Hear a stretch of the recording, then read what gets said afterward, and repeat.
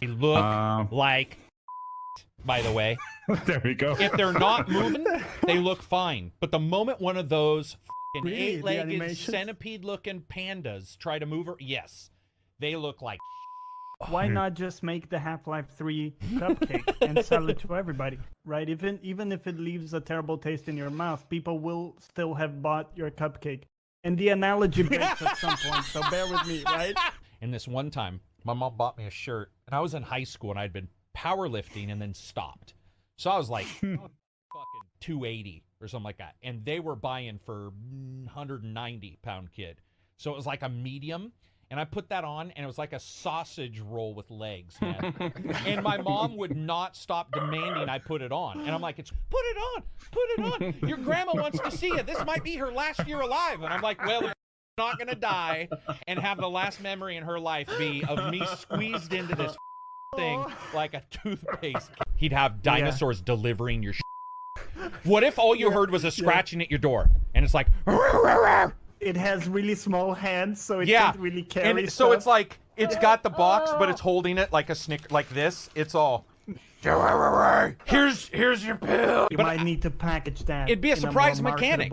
Occasionally, the box would open, and there wouldn't be a Tyrannosaurus in it. And other times, so what if there was $1 million in one canister? You drop a railroad car, soundproof, so you can't tell. You drop a railroad car, and there's either a rabid Tyrannosaurus, probably already rabid. So, but you get a Tyrannosaurus in one, maybe some guns on him, and then the other one's got $1 million. And you're like, everybody go there, and if you open the door. I just realized, I'm sure it's possible somebody's going to see that cartoon took me so long to do, and I bet you somebody out there's going to be like, "That's fucking AI." It's just a bunch of clip art. It's just clip art on top of each other. Yes. I just realized that when I was watching it. What's up, everybody? This is Carrick with ACG, and I'm here with Silver and Johnny for the Best Gaming Podcast number 567. Most of the stuff that we talk about today, I won't have covered in the side podcast. If you get a chance to subscribe to Spotify and iTunes, we do the side podcast, which is usually just me. Sometimes it'll be with somebody else, but most of the time it's just me talking about the earlier news that we don't get to cover in the Friday ones. But this week, we actually have a bunch of stuff. We've got actually a ton. Sony patented AI to play games. So apparently that Cuphead journalist must have got to him. Must have threatened them somehow. Witcher 3's DLC is supposedly coming. A new Witcher 3 DLC, and we're going to talk about the, I don't know, specifics of the rumor. The specifics of a rumor, that doesn't even work as a sentence when you think about it. Fable 4, we're gonna, like, Fable 4, we're going to talk about that, and, you know, what they might show at the end of this month at the Xbox event, as well as the new Forza. And it took us a little bit of time to figure out which Forza Horizon we were on because they've been around so long. Then you got Forza Motorsport. And Forza, I think we figured out it's Forza 5 or 6 had a pretty big expansion, which in my brain felt like a sequel. So we've got that. And then Avowed is coming to PlayStation, which is very cool. Avowed's got great combat. I'm hoping more fans will be able to jump into that shit. It's been crazy seeing people. I don't know, Silver, if you've, you know, if you ever just sort of see what people are playing. I know you don't jump in the voice chat much, but the number of people playing Outer Worlds 2 and returning to that has been nuts. I don't know if maybe there just wasn't time when it came out or what, but massive number of people. And it's weird to talk about Obsidian having good combat, but it's like the first thing people notice. I've actually been uploading a playthrough of Avowed. Gotcha. No HUD on Path of the Damned difficulty with the double dagger build. Oh, no shit. Okay, yeah. Dual dagger. So you know what I'm talking about. Like that combat's for sure. Combat's pretty ace for that game. Story ass, combat ace. I'm just joking. It's not that bad. We're going to talk about CES as well and some other tech news, and we'll just dive in there. I asked everybody if they thought GTA was going to be delayed. And we can sort of segue slowly before we get to what we've been playing. GTA, there was this, listen, man, these days when you see something announced on the internet, I think you just can't respond. You just have to sit back for a week before everybody clarifies what the fuck something meant. And it's all because it's clickbait now. Everything, people thought it was bad 2 years ago. It's nuts now. But basically, there was some discussion that, oh, GTA could be delayed again, just could be. And then it turned into somehow it's not feature complete, even though they stated it was feature complete, and then it would be delayed. So I just figured I'd throw it out there. And it looks like 71% of people are citing on, the idea that it could be delayed again, which in all honesty, I would be surprised. Yeah. I think it is. Would be. I think it is content done, The, but I the wouldn't others be surprised. didn't. Yeah. The other delays didn't surprise me, but this one would, honestly. So this one, you would be surprised if they delayed it simply because of the length of time it's been in development? Yeah, and also, I mean, the length of time, and also just like Rockstar, they do delay, but they don't. I feel like they don't keep delaying that much. Like Maybe they don't one keep playing big one. hot potato in that way, Right. generally. Like delays are certainly not uncommon for Rockstar, which is also why I wasn't delayed by the first couple of delays for GTA 6. But I do feel like we have to be reaching the point now where we're getting to the finish line. Yeah. Also, because they can't afford to keep doing it either. Yeah. I mean, yeah, when you go for a really big delay like that, going to November, you probably want to make sure it's a really safe bet that you're gonna hit that next date. There might be something. So I agree with that. That's my belief too, is that you want to hit it. However, this is just me thinking on the opposite of what's not said. Perhaps they're worried that if they delayed it as long as they truly plan to, that there would be the negative and more investigative pieces of, this is the union stuff. This is do you guys get what it must take a long time for people internally for them to be like, all right, guys. So in which way are we going to talk about this right now? That's exciting stuff. I like this kind of thing. I like to try to figure out what they're thinking internally, and then it'll be very cool to finally get it released, but it's going to be collective depression for an enormous amount of people when it gets released. Because I think there's a lot of people, guys, it's not about playing it at all. I talked to somebody just yesterday. I'm going to play it for sure. And I was like, you've said that for every single game. And they're like, yeah, you're actually right. I might buy it for sure, but playing it right away may not happen. I was like, damn. It's crazy. Let's see. We got Jeff. What's up, Jeff? By the way, Jeff, did you get the PC? He said, ain't no party like an ACG party. Let's go, boys. Another Friday in the books. $50 super chat. Thank you very much, Jeff. As you know, the super chats do actually keep the channel going, so I absolutely appreciate those kind of things, especially now that Jeremy ain't making shit. There's nothing to, dude. I'm like, does somebody have a game I can preview or review? It's just not much that has been available. People just aren't at work, even the PR people. Servant Berserker Zero says, Carrick, will you review Code Vein 2? It's coming this month. I asked for Code Vein 2. Haven't heard anything back. I'm trying to remember who does Code Vein 2. Is that Atlas Square?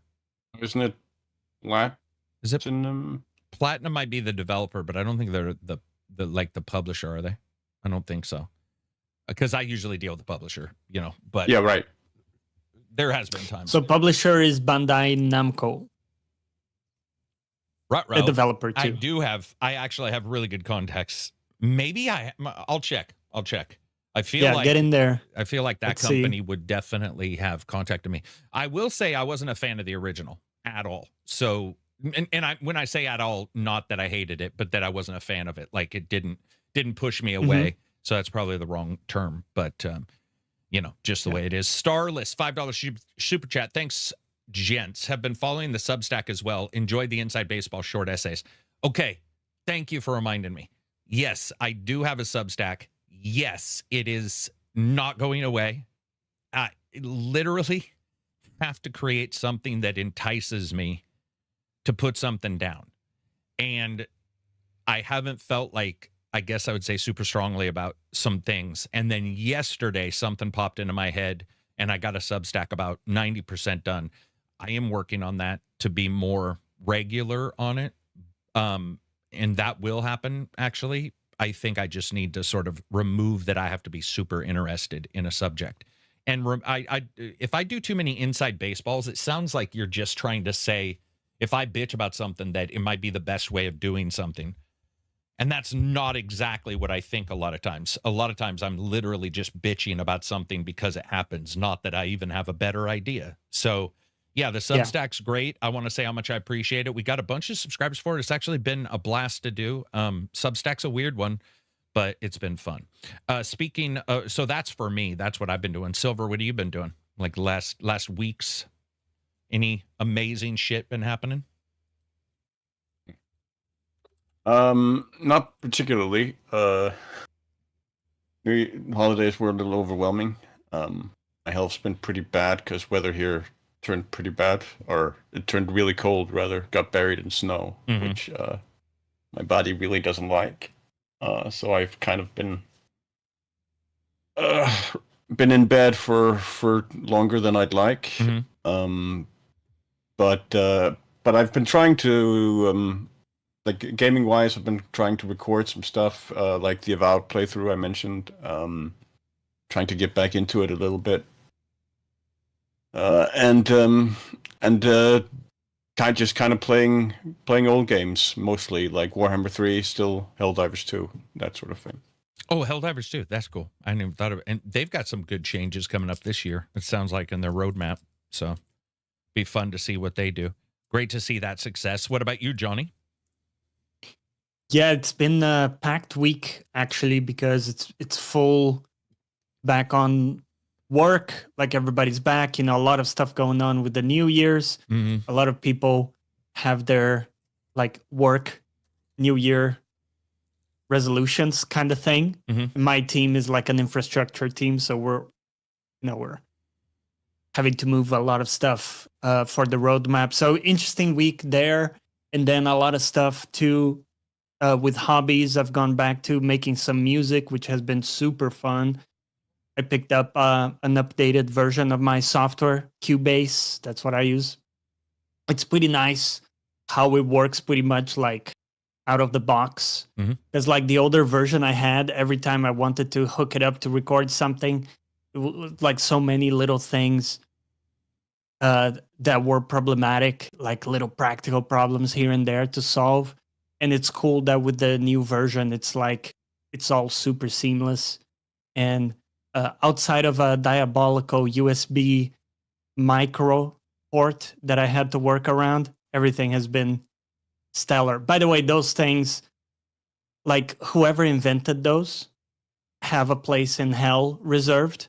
Like, because you got the micro USB, and a lot of times they just state USB on the specs for the device. So you buy it, and now you don't have the cable to connect it, and you're unsure if it's micro, mini, and you're like, anyway, I have a whole rant bottled up there. Let's just leave it there. The same thing happens with it's mini been great, actually. HDMI. There's a spec called mini HDMI. Then there's another spec that's basically a USB-B, and it looks like two boxes stacked on top of each other, and a lot of older USB equipment used USB-B because it's a thick, burly port. Yeah, like printers and stuff. Yeah, and so it's a nice port in its structural capacity, which is beyond graham crackers, which is USB-C. That shit'll break. You can breathe on that sideways from another room. Very true. And USB-C will fucking bend.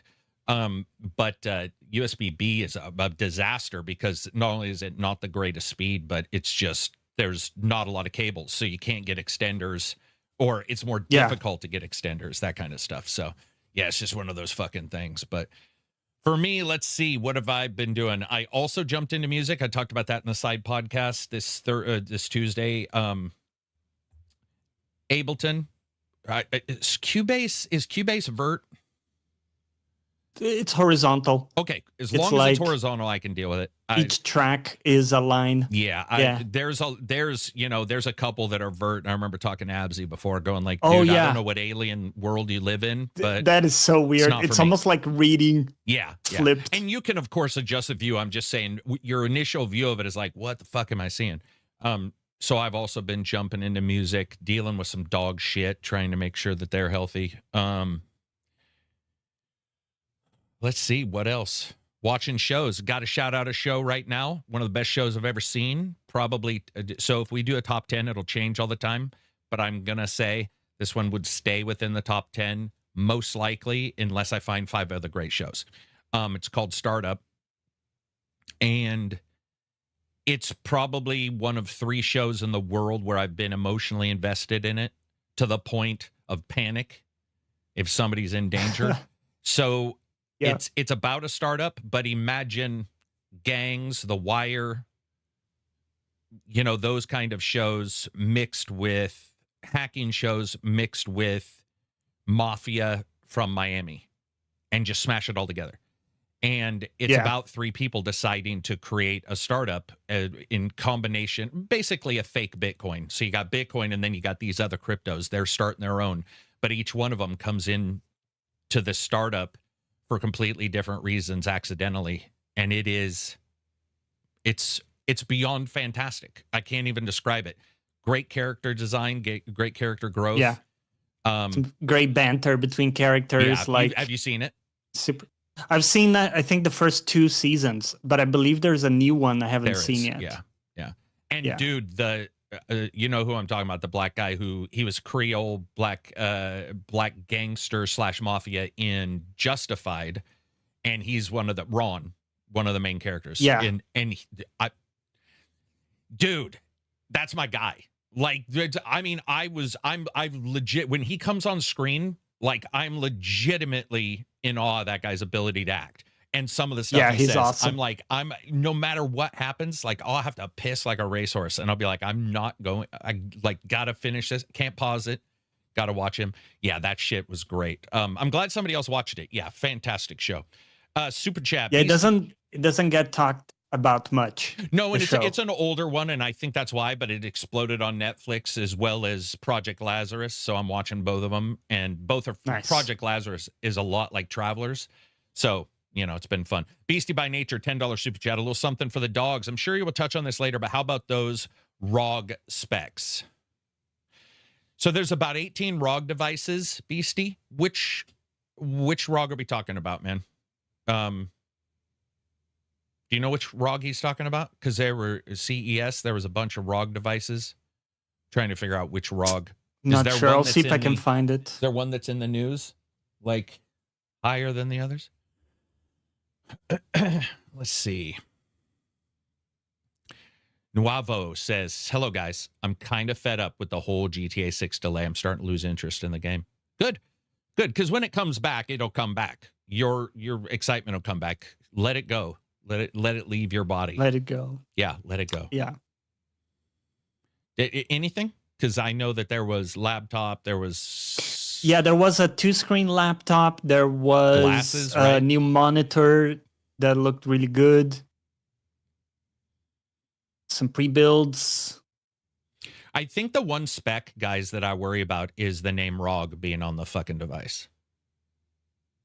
Yeah. Sorry. I hate those guys. I hate them with such a passion. I would love to have them be investigated until they're crushed, but whatever. It's just me. To touch on the GTA stuff a little bit again.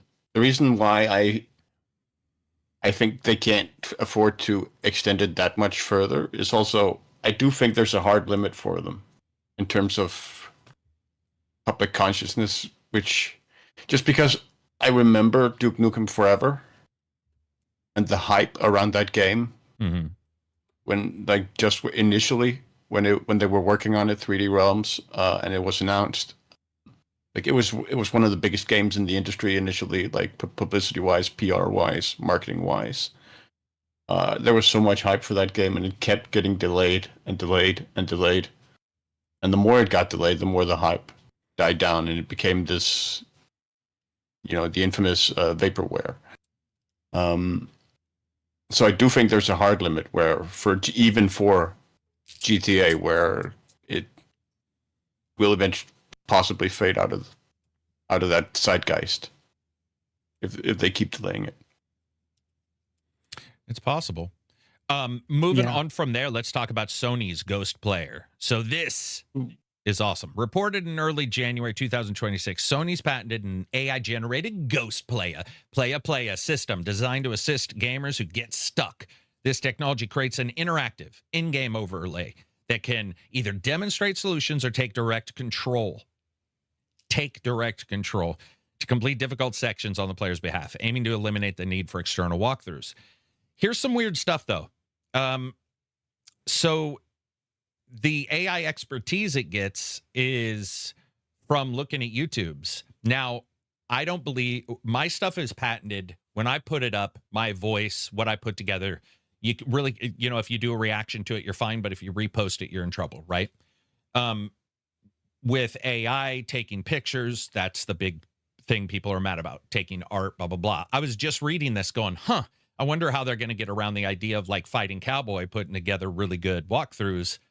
And if they were to take it directly from there, who knows how exactly that's going to work. But ultimately, it's here to show different specializations to the player. So if the player's having issues with combat, issues with exploration, crafting, you supposedly will be able to talk to it and get it to figure this out. Now, it's not too surprising because there's already a co-pilot mode in Xbox that's generally something like this. So, the joke was, it's going to allow for journalists to finally be able to play the game. I should point something out. Journalists, YouTubers don't have any training data. So it won't work for us. You could you could technically say a developer could upload that, but if you don't understand training, that's not how training needs millions of hours all at once so that the weights are accurate. If you have 50 developers playing, I don't even see how you would be able to train the device to understand the weight differences between an attack and a parry, all that kind of stuff. So funny enough, the journalist is still shit out of luck. Yeah, definitely. But what do you guys in chat think of the idea of this? Here's the thing. This is just the advent of game guides moving forward to me. We went from paper game guides to, your like your Fighting Cowboys. I'm not too surprised by it. And if they don't do it, then technically somebody else is going to do it because there's already game playing models that are being tested right now, meaning a source, open source, or blah, blah, blah. So Sony putting that into their system isn't too surprising. I don't know if I would use that, but I would love to be able to ask it's it. Also already in Steam. Like it's been in Steam for there you go a long time. Yeah. I would love to be able to ask it questions.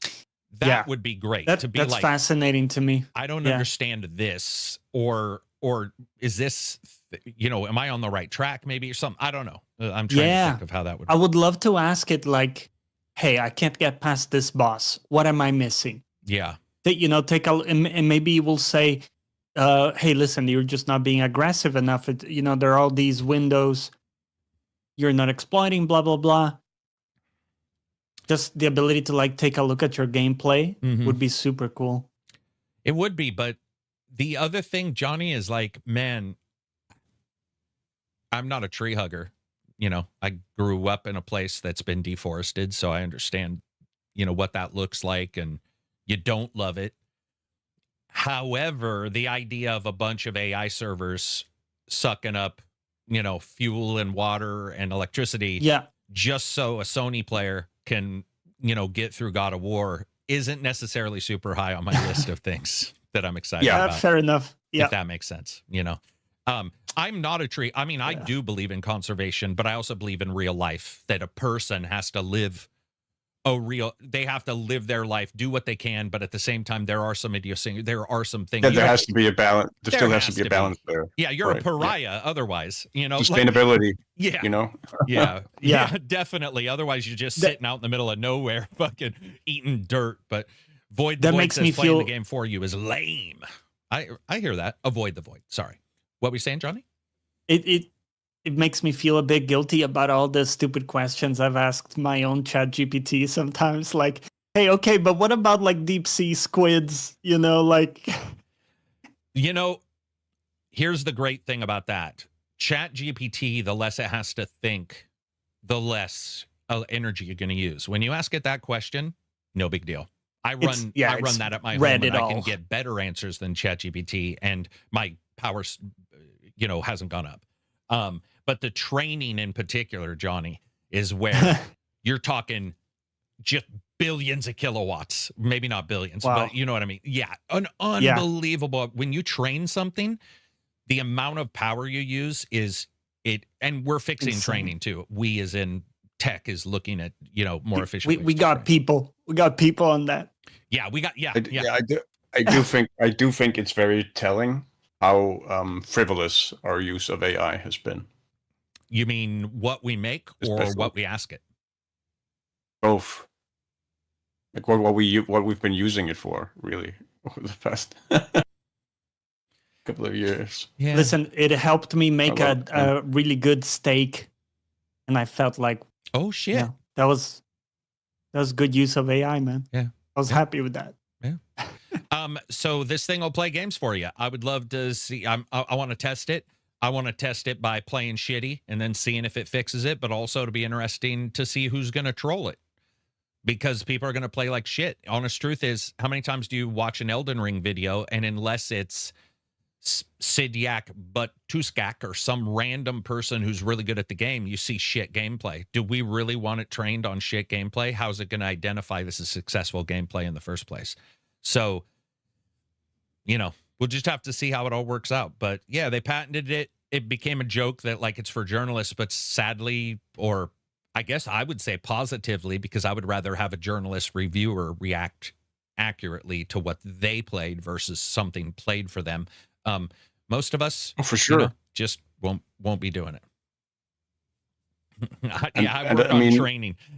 Training is hilarious. Yeah, training a model is awesome. We just trained our 100th model. This idea that a reviewer has to be good at a given game is frankly absurd to me, because it has to be it just has to be representative of the reviewer's experience, because there are so many skill levels and so many different approaches to games. Yeah, which is, to me, one of the greatest things about video games is that variety of approaches and experiences. So yeah, I just, it always rubs me the wrong way whenever I encounter that narrative. Yeah. You know what rubs me the wrong way is what you just said in the idea that there are very few things in the world more celebrated than finding somebody who hasn't done something and watching them experience it for the first time. And yet the opposite is not true. When it comes to games in particular, it's like, oh, everybody needs to be good at everything. I can't believe you suck. And it's weird because whether it be martial arts, painting, any of the art I've done, computer stuff I've done, movies I've seen, shows I've seen, music I've listened to, the greatest time is not just you listening on your own. It's that friend who says, wait, what is that? What are you listening to right now? And then you're like, there's that excitement, that fever pitch of like, oh, well, let me tell you, where everybody's getting sweaty talking about something because they're so excited for it. And then at the same time, we go negative on this. But yeah, we'll just have to see how it all works out. I mean, shit, who knows? It's one of those things. It's going to pop up. We're going to have to see how it works out. Hopefully, ultimately, it doesn't make too much of an effect and people don't just use it to play their games. I guess that's what I'd be worried about, is that people use it and they're not playing their games. And you're like, look in here also. Well, there's not much more data on it. That's about it for the data. The other thing I want to talk about tech-wise that is stunning, and it wasn't talked about because DLSS was talked about. So quickly, DLSS 4.5 came out. It changes this, it adds this, does some efficiencies here. It's a bigger model, so it actually takes more space. It uses floating point that's different, so some cards can't use it. Okay, there's your data. It's DLSS with a new version, caveats and improvements. However, RTX Remix is the magic. If people don't know what RTX Remix is, especially now in 2026, that shit is phenomenal. Basically, what they're doing is there is the ability, I believe it's 200, if I read this right, 200 different effects you can make in game as a modder to a game without having to touch the coding. So they showed a video of a guy going into a house and the entire house was breathing like it was alive at a certain beat, and it didn't require. It was basically, it's almost like a trigger. Person is here, bah, and we're going to show this thing. But they also showed a really cool area where a door had a randomizer, and every time you went through the door, it was like going to a portal of another world with a different weather and everything. And so a modder could be like, well, it wouldn't even just have to be a modder. I mean, normal developers can do this. But it's showing that RTX Remix, which was sort of cool at the time. It's like, oh, we can upscale stuff. We can make some changes to games. We can mod some things. Isn't something NVIDIA is ignoring, which they do ignore a lot of their shit. They do. I mean, I have a lot of their software that, like, you're looking at NVIDIA Broadcast, which helps people do streaming. They updated it one time and fucking ruined it. And now everybody's been stuck with that updated version for like, what, 9 months, if not 18 months, where you still got the absolute batshit insane version that has a button. You can't even do a slider. You just sound like shit, sound less like shit. It's just really weird. So they have a tendency to abandon stuff. But RTX Remix, that thing is absolutely fantastic. Did you get to see any of it, Johnny? Did you get to see any of that video that I posted? Yep. Yeah, Oh. That looked amazing. It reminded me of that render. There was a different thing that people used as well that kind of like got between. Yeah, reshade. Reshade. Yeah. That was pretty good too, but a bit more cumbersome. So. Yeah, I'm excited to see how they go forward with it, and if we continue, like, what a modder could do. You know, like even just changing the weather and stuff, just little things you can do, and how huge those changes could change your entire experience. Mm-hmm. Like I played Final Fantasy 14 cell shaded through one of those things. Oh, through a filter, for the fun of it. Yeah, and it looked completely different, but it was super cool. Yeah. It's fun to do with older games too. You know, somebody was, I think Dom was saying he wanted to play Fallout 1, and I was like, okay. Well, if the shaders work on it, you know, maybe give it a chance. Give it a little color, maybe. Yep. Give it a little something, rub a little something on there. But yeah, so RTX Remix was, to me, more exciting. I think that the new version of, DLSS is great. You want to continue to improve them. There's some issues with it. Yeah. That's the way DLSS works. But RTX Remix is way more exciting. I mean, and so is the audio stuff. I was telling people when it was 18 months ago when broadcast came out, I was like, this might help you make a podcast, because it fixed audio so well when it first came out. Yeah. It was, dude, we had people in our Discord who sounded like they had the professional setup. And you're like, what are you talking on? They're all, some X-Fired Turtle Beach $29 headset with a vacuum in the background. With a vacuum in the background, yeah. And they quite literally work at like a pet daycare, and you're like, that's amazing. And of course, NVIDIA dropped it completely. But yeah, if you guys get a chance, check out RTX Remix. I did find, I think, awesome. What they were talking about with the ROG specs, which I believe it's the AR glasses they showed. So the X Real ROG R1 glasses. These are a 240 hertz micro OLED gaming glass pair of glasses. They offer a 57-degree field of view. It says here from 4 meters away, that FOV means your virtual screen will look like a colossal. Yeah, 171 inch. What that turns out to be. Yeah. So that's interesting. I would like to try that, see what that's like. I like mine. I think they're a good. I mean, I know you guys don't have a need for them as much as none of us do. Now that I think about it, I don't even have a need for them, but I do have a pair of the cheap ones, and they're good. They work the way they're supposed to. What the 240? That's bullshit. You're not going to want to play on a handheld at that at that hertz and refresh. You might as well go to your desktop. You're not going to be playing, your competitive stuff on your handheld in that way. Yeah. And right. So the offset, so that people understand what I was complaining about in the side podcast, is what you're starting to see is people panicking over having less RAM and less computational power to push towards consumers. So you're going to see a lot of these devices coming out with special extras. Like they're going to double up their number, and that number may make no sense. It may sound good. It may sound amazing. You're like 240. Oh my God, that's amazing. Until you realize the form factor, the use, the battery misuse that's going to lead to on that device. And then you start going, why did they do that? And you start realizing, well, they have to champion something in some of these devices to get you to buy the next one. They just have to. Otherwise, you're not going to buy the next one. And by the way, do you know why they don't champion the FOV? Because the FOV has been the same for ages. That one's a little bit bigger, but not much. One of the reasons why they don't champion the FOV is because, weirdly enough, those devices have a tendency to make people more sick now than VR. And there's there's a ton of studies why. Some have to do with the tracking, some don't track. Their audio sucks on the glasses. I have one. You know, the audio's like iffy. Yeah. But they're making progress. I would much rather see that device, and thank you again for the super chat. I would much rather see that device have much better audio and go to 120 maximum. So don't worry about going to 240. That's ridiculous for those things. Go to 120 and make the audio worthwhile, because it is not.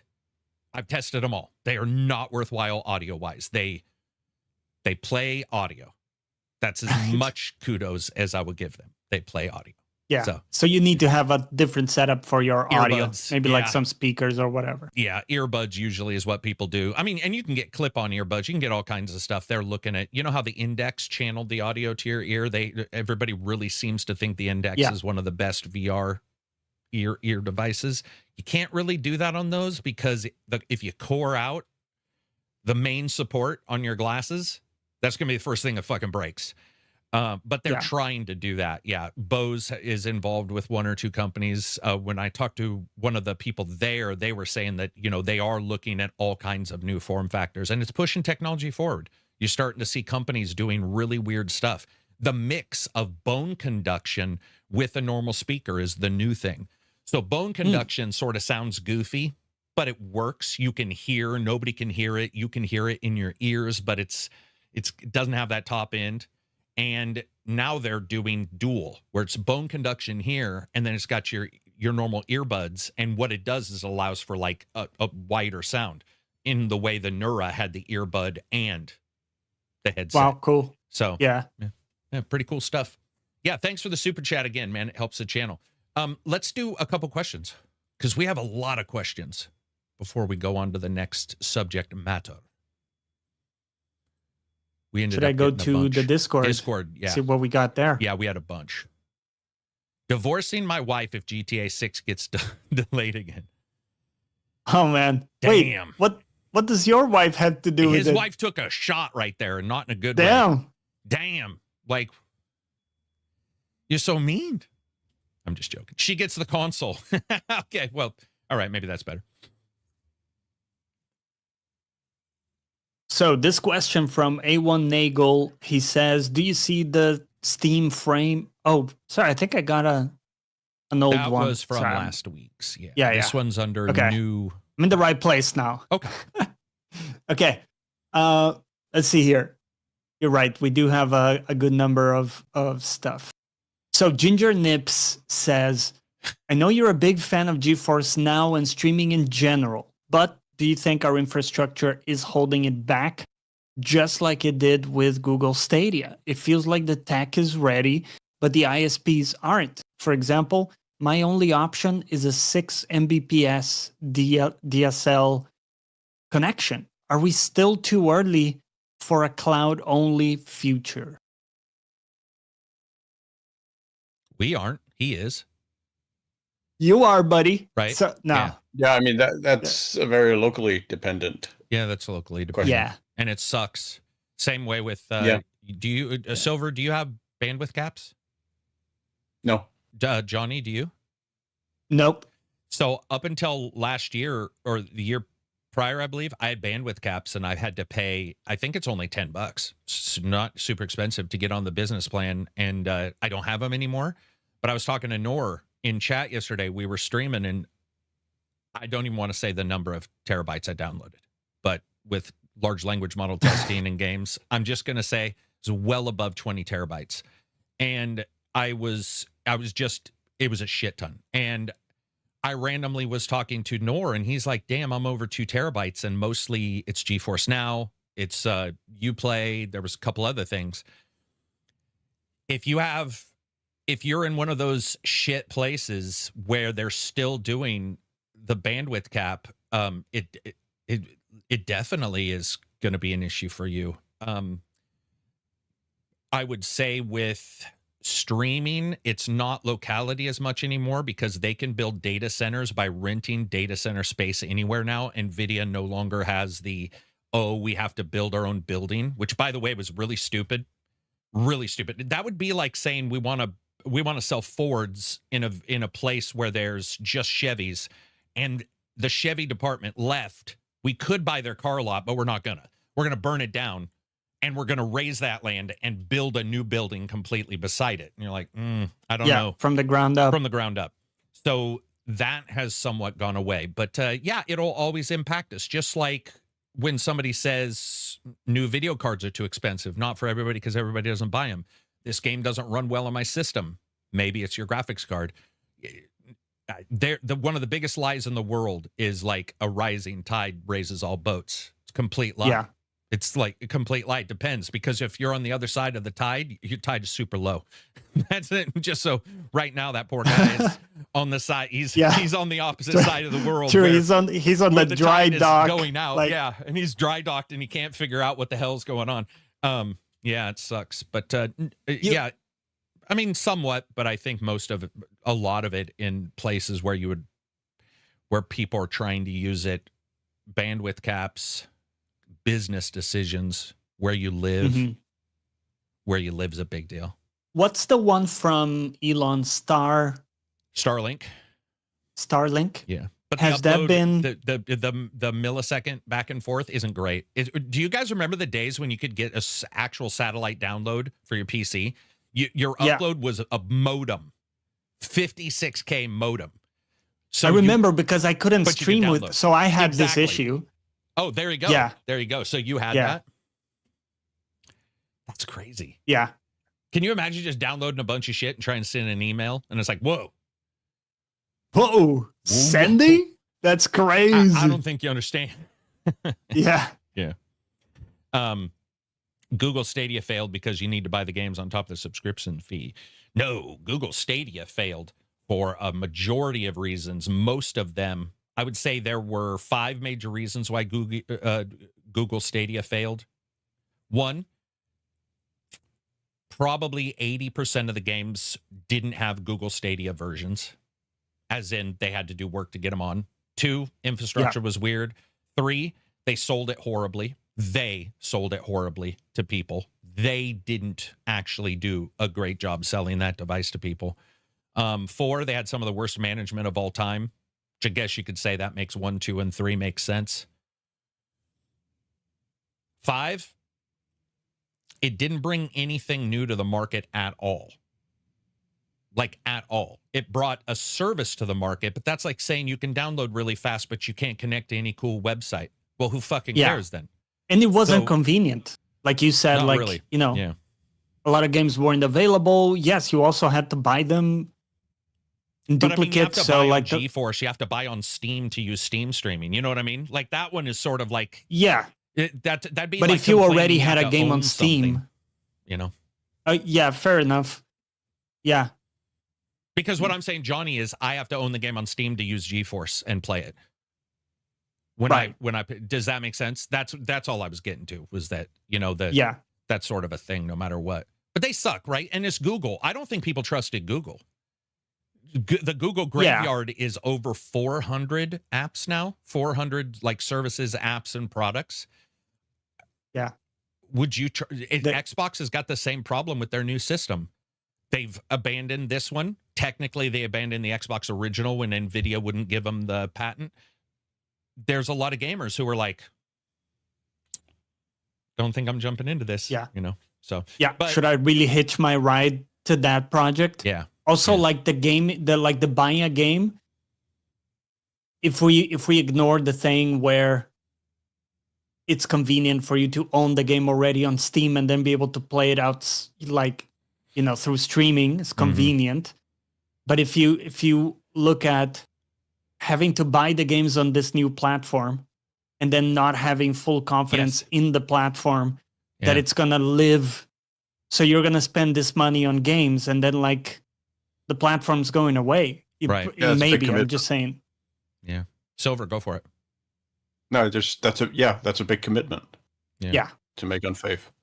And it's funny because in particular for GeForce and stuff, I think it works because it's just an added PC software and people are accustomed to the ecosystem of getting other software for their PC. Windows is this customizable thing that people have attached shit to since the day it arrived. Your console for your Xbox, the reason why you see Xbox package their games in, well, for the most part, is because it's a completely different thing. You can't really add and modify and do this stuff. So they're like, hey, we're going to offer this service. On the other hand, Xbox is so far behind GeForce in technology that it might as well be back in the day when we were clubbing each other with, fucking bone clubs. I mean, the difference between the two is so massive, and I don't really have an issue with Xbox, live streaming as an idea, but as a service, that shit ain't ready. That shit is not ready. And they've done some good improvements in the last 3 months. They did some bitrate improvements on the algorithm, and I believe they did a latency improvement. And then at the end of this year, supposedly, we're getting that Xbox controller that basically is sort of its own device and skips your TV/computer and goes straight to the internet to combine with Xbox's signal, so your latency should be lower. That'll be a big boon because especially you guys gotta understand, man, these devices that Xbox uses, those are consoles. It's not the same thing. Those consoles only have a certain amount of megabits you can ask them to throw out before they start losing speed. So you've got to do, these other fixes. But yeah, is there something that might come down the pipeline on the opposite end, which is instead of pushing more bits, doing more with less? Because we were promised this AV1 miracle that was supposed to turn encoding into this magic thing where with the same 6,000 bits per second you have on Twitch, you would be able to get way more quality with the same amount of bits. Is there the possibility that we're just going to be able to encode much better and the same bits? No, the codec. You don't think so? So Xvid's one of your very oldest first codecs, and you got macro blocking and all that. Each codec is built on it. And now you're all the way to VEP, I think, or V something that's VP9, which is Google's and YouTube's, and then you have AV1. The problem is a lot of these codecs are certified, so some better codecs you have to pay for. So of course you don't want to use that, right? And then you have to pay a bunch of money to pay your developers to make a better codec. AV1 is great, but it is heavier. See, the thing is, man, is there's this weird lie that goes around where people are like HEVC or whatever was the same way. X25, where they're like, oh yeah, this will fix everything, but it requires more from your system. So it's not free. It's at all. It has an actual impact on performance. So does AV1. AV1 also at times can have some issues with latency. I like AV1. I think it's a huge bonus. We will fix some stuff, but you can never do what Netflix does, ever. I wish you could. Netflix, go read about Netflix's algorithm to get 4K. It is the best thing I've ever seen, man. It's like one real frame, 15 fake frames, a B frame, which has your changes, and then maybe there's 2 B frames in there, and then your last frame. So the reason why you can do 4K on Netflix has nothing to do with them giving you 4K of data. If they wanted to give you 4K of data, Johnny, nobody's PC would work. You would literally have a satellite in your backyard the size of that shit that fucking what's-her-name was using in the movie Contact to listen to aliens.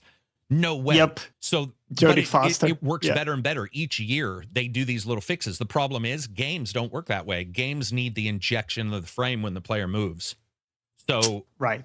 Yeah, you have that issue. But damn. Yeah, AV1's doing better. I think the wireless connecting directly, that's great. That's an awesome idea. Basically, have your controller be almost its own console in a way. Skip your shit.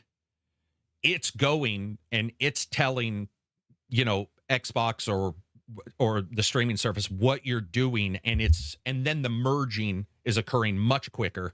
And it's not going through all your processing. And then you're just seeing that video out. So you're not piggybacking on top. That's great. Yeah. That's great. There'll be other things other than AV1, but they'll all require processing. There's no magic get out of jail free card. Yeah. Because it's happening in real time. I mean, you are inputting stuff into the, Yeah. And hats off to the guys who run OBS. We're using it right now. OBS, you know this. I'm sure Silver knows this, but if an MP4 crashes, you're done. It's over. You're not getting that MP4 back. When an MP4 crashes during recording, that is a blank file. It is completely worthless. And one of the guys at OBS was like, I'm tired of it. So I'm making a new codec called MP4 Fragmented, where I'm adding some stuff from MKV into MP4. And now if your MP4 crashes, you can still look at it.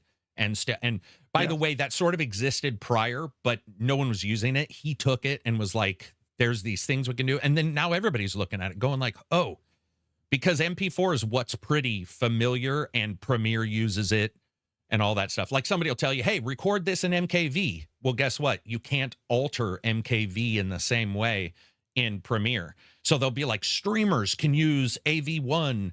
Streamers can use this. And you're like, yeah, we can. But when we want to edit it, we have to transcode the entire thing back to the ancient cave drawing MP4 that we all started with in the first place. So, yeah, it's a weird one, man. Very true. Moving on from that tech, what else do we got? This one from Always Be Cooking. What is your take on BeamNG.Drive? I feel like it's been left. Nope. No. I feel like it's been left out of the discussion, with modes for racing, police chasing, off-roading, rock climbing, trucking, including forklifting, logging, hauling, stunts, and crash simulation. Obviously, it offers a ton of fun, being a Souls-like, very unforgiving, race simulator competition for both Forza and SnowRunner-like games. Yeah, I need to take a look at that. Did you guys ever do Crash and Burn when you were a kid, or the Burnout series? Sorry, did you guys ever do the Burnout series? Yeah. So there's some mimicry there in a way with this NB Beam, but it's sort of like a car crash simulator, like physics simulator. That's how it originally started. I believe it's been in early access for like 27 years.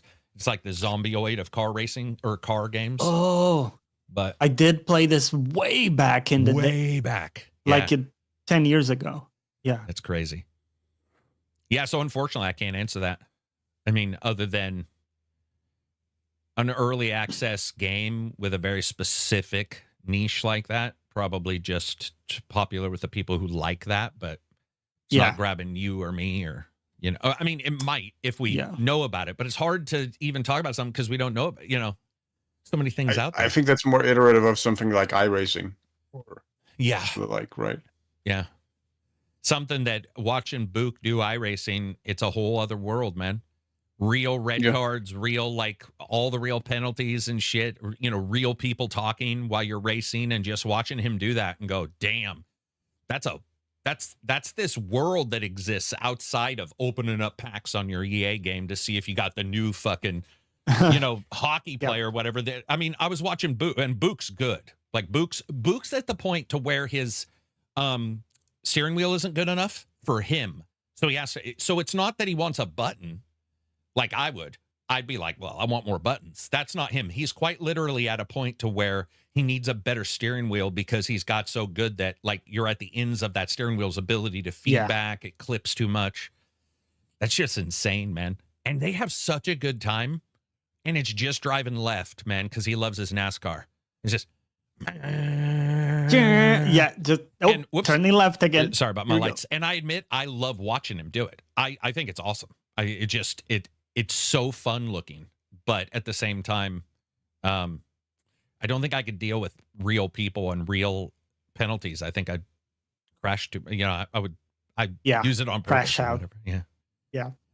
Jeff says, $10 super chat. Not to mention with BeamNG, you can import your own builds from automation. Damn. Everything's a customization generation now, isn't it? Like, everything can be customized. That's absolutely great. I love that. Doing the 24 hours of Daytona on iRacing with friends again this year, JR says. Damn. Okay.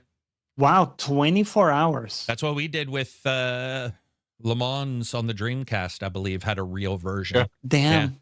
Yeah, we switched out with people. Somebody be sleeping on the you know what's weird? And they do that with iRacing as well. And they do it with iRacing. It's weird because how many times do you give up at 8 a.m., right? You're like, okay, this sounded cool Friday night. It was a terrible idea. It was a terrible idea. We were hopped up on Skittles, man. You know, anything you say while hopped up on Skittles shouldn't be used against you.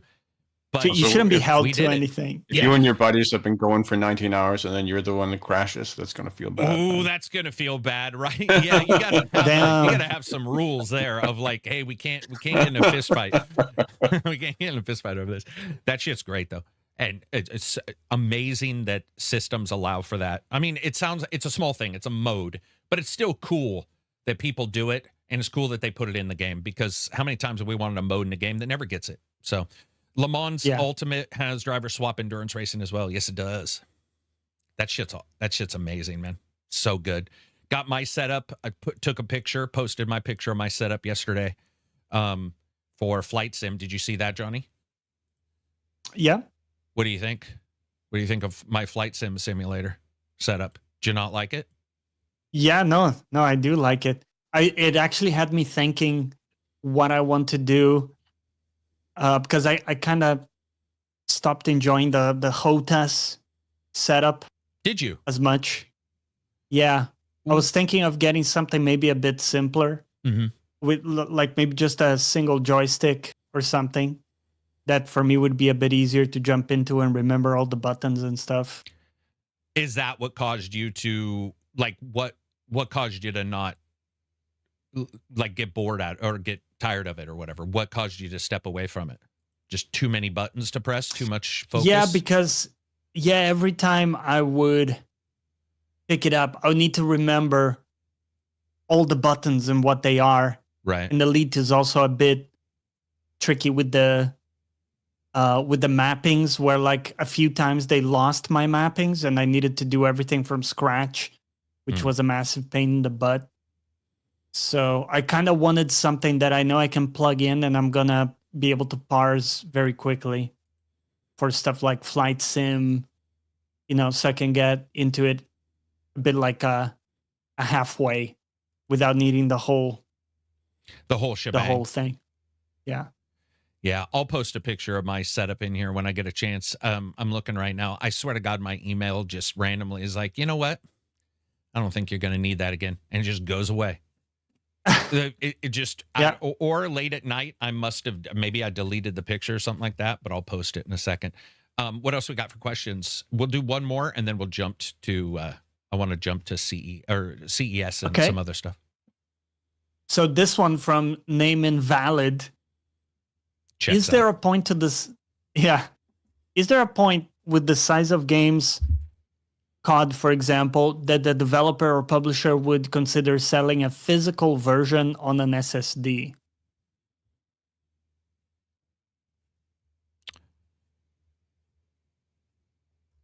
I don't necessarily think so. I don't really think so. Also, because I think they've put a lot of focus actually into addressing the size issue and cutting back on it. Like Call of Duty has gotten a lot smaller. Yeah. I got to hand it to him for that. And we saw it with Helldivers as well, where there's been an increased focus on optimizing the compression and whatnot of data and not duplicating data for older hard drives anymore. But because that was one issue, that was certainly the issue with Helldivers, was that they had a lot of duplicate files, so that they could open up the field more for older HDD drives, so they could access the data easier, because they could just go to one of the duplicate files. And then they just kept the mistake there was that they just kept duplicating those files, and then they got bigger and bigger and bigger and bigger and bigger and bigger, and it ended up like Helldivers ended up being like 120, 30 gigs, right? And they cut it down now to like 25. So I think that's what we're more likely to see, an increased optimization of the space. I don't think you're likely to see publishers putting games on disk drives like that.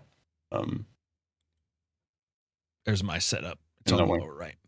Yeah, I think also the cost, right? Because now NVIDIA or chips and memory. Absolutely. So I don't think people realize SSDs, everything, they'll have buffers, which is all RAM. So therefore you're paying more for your setup. I do like his idea, but the reason why Nintendo doesn't do it is because of cost. That's a cartridge is what you're talking about. Even if it's a SSD, it's still a cartridge when you think about it. It's still a physical device. Yeah, that's true. With your and I think every company has shown that just doesn't it don't pay the bills, man. It's like that's a lot of extra cash. Also, I don't really think it matters too much. When you look at the size of something, for the most part, all of them are readily available to download onto I would say a standard size NVMe / console, whatever, 1 game, 2 games, maybe, depending on how big the game is. It's just going to be up to the user to delete a game. There's really no way around it. It's like, it's just going to be up to that, especially if we want larger textures, you want more in-depth stuff, you want, lossless audio. Their games are going to get bigger, man. They're going to get bigger and bigger. The engines themselves, the actual engines, the executables, all that kind of stuff, the libraries that are packed in so that it can run faster, an embedded Python versus your Python all over your C drive. You see differences in performance just there, and that's a small program. So yeah, I don't see it happening. I sort of like the idea, though. I don't know if that idea is sound, but it would be nice to. Yeah, and like, how practical is it, right? Yeah. But a temporary one would be sort of like, I'm thinking a temporary one, like you get it, but then you're just installing it anyway, You would need to install it. That's the thing. You still have to. Yeah. Is that Elite Dangerous? No, it is not. It is X4. That is the one I'm playing. X4. Right. Yeah. Elite Dangerous is great, but it's a little too slow sometimes. Sometimes I want to actually, it is, kill somebody in my sector and not really fly a light year. Feels like sometimes you're just like, dude, are we going to get there? Mom, are we there yet? Let's jump to Witcher 3 first. So, rumor of an expansion for Witcher coming. I don't know what to think about this, man. They make amazing DLCs. And they make some of the best DLCs. I think almost everybody. Blood and Wine. What's the other one? Heart and Stone? Hearts of Stone. Hearts of Stone. Okay. Yeah. Great DLC. I talked about it in the side podcast. It makes a good amount of sense if you're trying to also bring people up to speed on the way you guys develop. And you have a smaller team that, maybe they can't work on a Cyberpunk, or maybe they can't work on whatever because there's no space for them at that time, as it spaces in allotted managers and teamwork. I saw desert. Somebody said it might be a desert location, which could be, it would be cool to go to a new spot. I don't know. Yeah. Have you guys heard any word on who the main actor might, like who you would play? Because I think that's another thing. I mean, if it's Witcher 3, you would imagine it would have to be Geralt. Still, as the protagonist of that game. Yeah, I would have to think so. Like the DLC precedent that comes to mind for me is Arrival for Mass Effect 2. Right. If you remember that being sort of the setup for Mass Effect 3, right? Yeah. And the DLC that sort of tied directly into Mass Effect 3. I think that's fair. Like when you describe what they're saying it'll be, that's what I'm thinking of. Okay. As it sounds like that's what they're intending to do. Something like that. Just an immediate setup. So I would caution people against maybe putting their hopes up for something on the level of Hearts of Stone or right. Blood and Wine. I would be very, very surprised if it's on that scale. More maybe what, an 8 or 15 hour, because those games were huge, right? Those DLCs were like they were very big. Blood and Wine in particular was really big. Yeah, like 40, 50 hours, I would say. Damn. Obviously depending on how deep you got into it. Yeah. And what difficulty you were playing on. But yeah.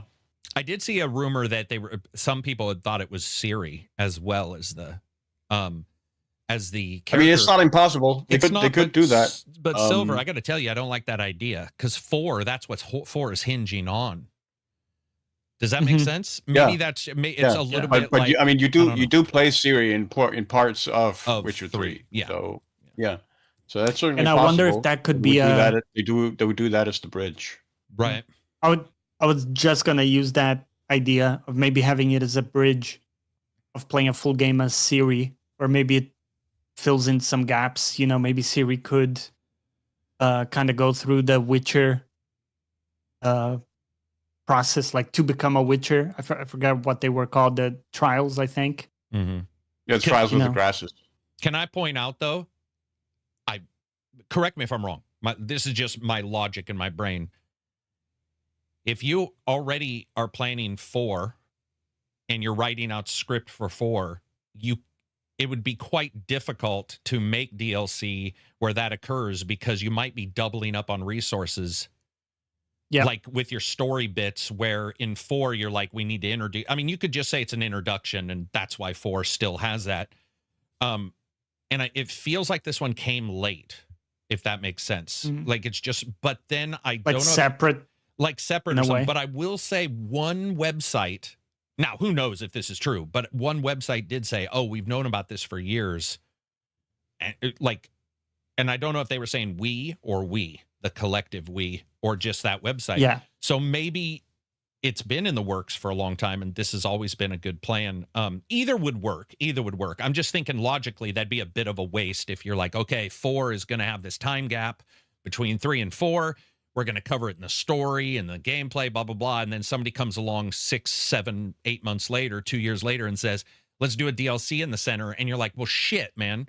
You got to make sure that we can't fuck any, like, it's got to be perfect, because we've already got all this stuff recorded in 4. We've got, even her look, everything. And, I don't know. It just seems like a difficult situation to go back, but who knows? Yeah. Who knows? I think also, I thought they went to Unreal, and isn't Witcher 3 still the CD Red engine? Or did they do a remake of 3? See, I don't follow Witcher. No, they haven't anymore made a remake of 3. So people working on, because that is a different engine, right? Yeah, that would be. It's such a weird idea. It's such a weird. Yeah, they have something called the Red engine. Yeah, the Red engine. It's Red Engine 3. Yeah. And they've gone to Unreal, which is why I was sort of surprised, because this would indicate you have to find people that are skilled in the Red engine, which would mean your prior developers who are your skilled guys doing a DLC. Does that make sense? Yep. Like, you couldn't really grab a new person. I mean, you could, but resource-wise, it would be weird. Who knows? They got a lot of resources, right? It is. Yeah, because you would be hiring for a specific knowledge. Yeah. It would be hard to find someone who's good both at Red Engine and Unreal. A lot of times the skill is transferable. So if you're really good in one, you can scrap with the other one. But I mean, I don't necessarily think those two engines have to tie together at all. If you're just doing as the setup for the 4th game, then you just need the narrative beats, regardless of it would have to be scoped out really well, the narrative. They say that the developer it might be Fool's Theory instead of CDPR. Fool's Theory, what did they help them with stuff? I don't know Fool's Theory for some reason. I'm not familiar with them. Must be a but side. Something like that could make sense if they have a side group taking that on, you know. Give them all your documentation and just say, go forth, you know. Yeah, just like in the lawyer shows where they give them a bunch of documentation to go through in Discovery, like have fun. Or when they're trying to stop a lawyer, they'll give them too much Discovery. Yeah, they'll stall them with stall them with Discovery. So this says status unconfirmed currently, but they said $30 revenue bridge. Analysts claim a paid $30 DLC is needed to help CDPR hit internal revenue targets. That's a very interesting idea that they're just making it to like buffer financially between 2 years, you know, too. That is very odd. It is, isn't it? This says setting Zerrikana.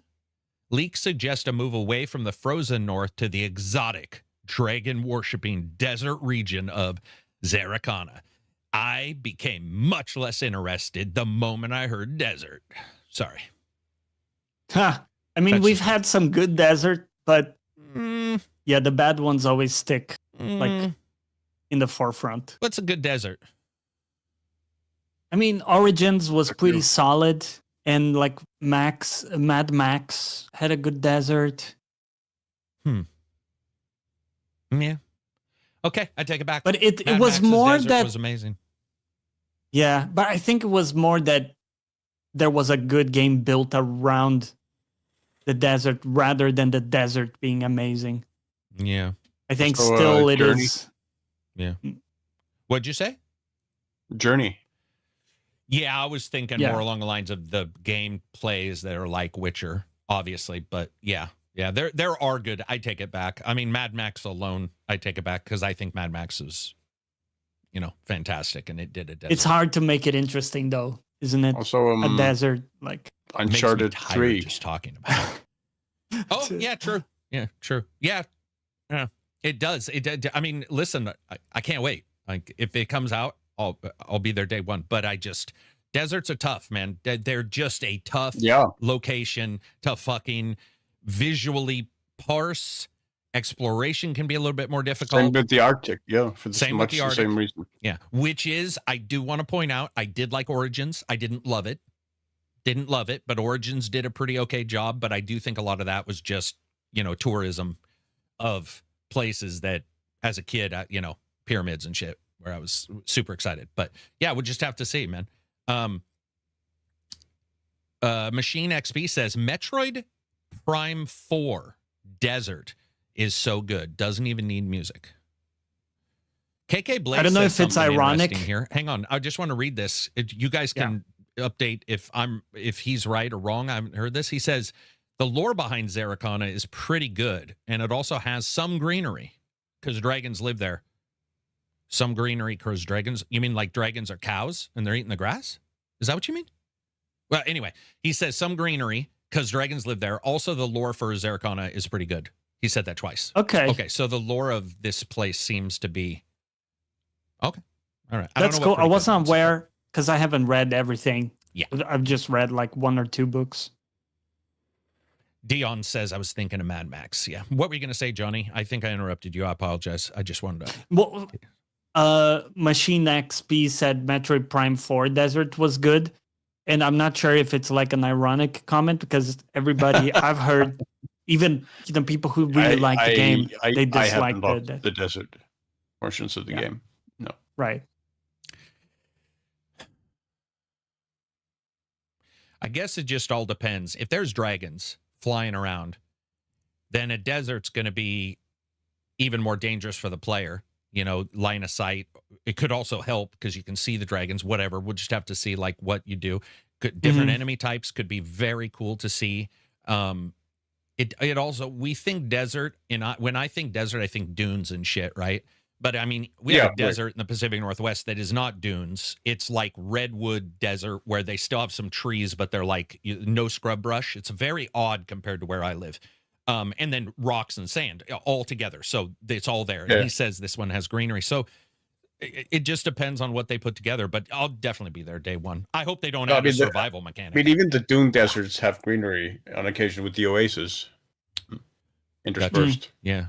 So, but yeah, I mean, my main issue with the desert in Metroid Prime 4 wasn't so much that it was a desert; it was more that it really stands out as a location compared to the rest of the game because it's the one location in the game to me that really comes across as a game location more Like than in something what- that feels In what say that feels in what way? organic or anything. Mhm.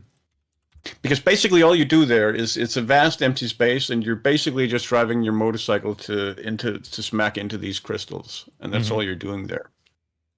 And it feels incredibly gamified compared to the rest of the game, and completely sort of outside of the norm of the rest of the game. Yeah. So it really stands out in a negative way like that to me, not because of it's a desert, but just because of how it's designed. Yeah. There's something about it's more easily parsed as a game with the visuals toned down to like a desert, two worlds or two worlds 2. That it's completely empty. Yeah. Yeah. And it was two worlds 1 or 2. They had a huge desert area, and I remember being stunned that it was there, but then also what was there? Nothing. So I was like, wow, this is cool. There's stuff here. And then I realized, no, there's really, it's odd. The other game, Atlas Fallen, the sort of Devil May Cry game that came out. Yeah. They did a pretty good job with they mixed desert and volcanic, which I think is good. That works too. Like that it's not just the desert, but it's, the rocky crags and you don't want it too impassable, but yeah, we'll just have to see. So Witcher possibly getting DLC. I mean, they say savannas, steeps, oasis, like Silver said. They said advanced alchemy, Zaraconans. I'm probably pronouncing that wrong, but Zaraconans. Yeah, they use alchemy a lot. Yeah, are the masters of Zaraconian fire. Wow, that's a bad name. That's like when you're 13 and you use 2 weapons and you don't know the term for it, so you call it zigzagian fighter because you zigzag with the swords, which, by the way, I've heard 3 different groups have a kid call it that, so that must be a thing. Advanced toxicology, poisons, potentially introduce a new bomb and oil mechanics. Okay. Oh, suggest the school of the Manticore. Is there Manticores in that game? Because that's one of my favorite bad guys, like as a creature. I would imagine so, because we have mythological monsters from a lot of other Okay, well then areas. So you sort of got me with that because, like, I like that kind of stuff. Clash of the Titans kind of stuff, like Scorpion. Any of that. There's something about those guys that they creep the fuck out of me. So there's some positives. Yeah, I mean, we had griffins in Witcher 3, so yeah. Yeah, and I liked those. This also says the evidence for the return. Let's go through this. The IGN Poland bombshell. IGN Poland revealed their sources have known about a Zaracon expansion for years. There we go. So some IGN Poland, which is probably one guy in Poland in an office somewhere in his house, he says they claim the folder labeled Zaraconia has been at CDPR since the post-launch era of The Witcher 3. Okay, that means nothing. Sorry. Some dude could have his porn hidden in a folder called... I don't know. Sorry. Okay, so the next one we'll go to, financial incentive. Analysts at Noble Securities, there's a real security house, noted that CDPR is nearly $190 million short of a major employee incentive bonus that expires in 2026.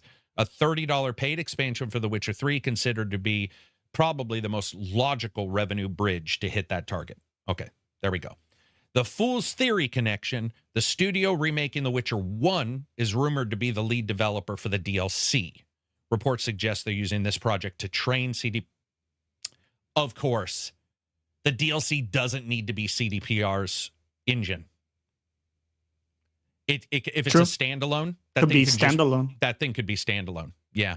Reports suggest they're using this project to train on assets. All right. There we go. I could see that. Looks like these guys I've already forgot their names. Zeraconians, also matriarchal warrior tribes. Many of the warrior tribes are female-led. That might feel a little bit like Horizon. We'll just have to see. Okay. Well, so there's some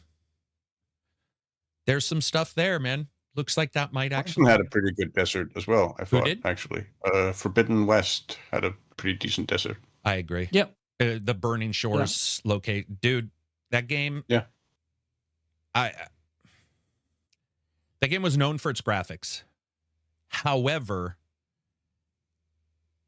there's a lot I love of those games. A lot more that I love of those games that, you know, when I hear somebody because they sort of exploded in popularity, but now a lot of times when I hear people talk about those games, there's a lot of negatives around them. Like almost like they got fooled into liking them at first, and then as time progressed, does that make sense? So the opposite of the nostalgia we usually see. So I personally it becomes agree with popular to dunk on them, as it were. Yeah, in a way. Or your brain is like, did I enjoy this? Which is always weird to me, to rethink your past like, because that makes no sense. I mean, you're theorizing at that point. You know, was I wrong? I don't know. But you enjoyed it. Sort of seems like that's the case, or that's the point, but who knows? I like the Avowed desert. Machine just brought up Avowed. That's true. I like the desert area in Avowed. It's a little lean, but so is Avowed. Yeah. That's fair, man. When does everybody think Starfield will come to PS5? You know, if Avowed is first, maybe Starfield's getting this big patch. By the way, even Starfield devs have stated whatever changes they're doing, don't expect a No Man's Sky thing, because that just doesn't make sense, especially when you look at what No Man's Sky is a different style of game. Yeah, they're completely different. Yeah, yeah. But they're doing their own thing, so I could see them wanting to get that patch out for the Xbox, test it, and the PC, do their tests, get it all verified, and then throw it on the PlayStation, which is very smart. And PlayStation's doing the same thing. I cross my fingers someday Nintendo will do it as well. But all right, that's not happening. But you know what? It's got to happen at some point. Come on, I want Nintendo to fail a little bit, so that they look at other places. But actually, just to correct myself, they're not completely different games, but they're built on completely different frameworks. I got you. Yeah, you don't have to be that. You know, I get it. Everybody got you. Yeah, it makes sense. Yeah. Kid says, "Hey, ACG team, did anyone watch Stranger Things final season?" I did. Yeah, I was a little underwhelmed, but I haven't really enjoyed the last 2 seasons either. So I was whelmed.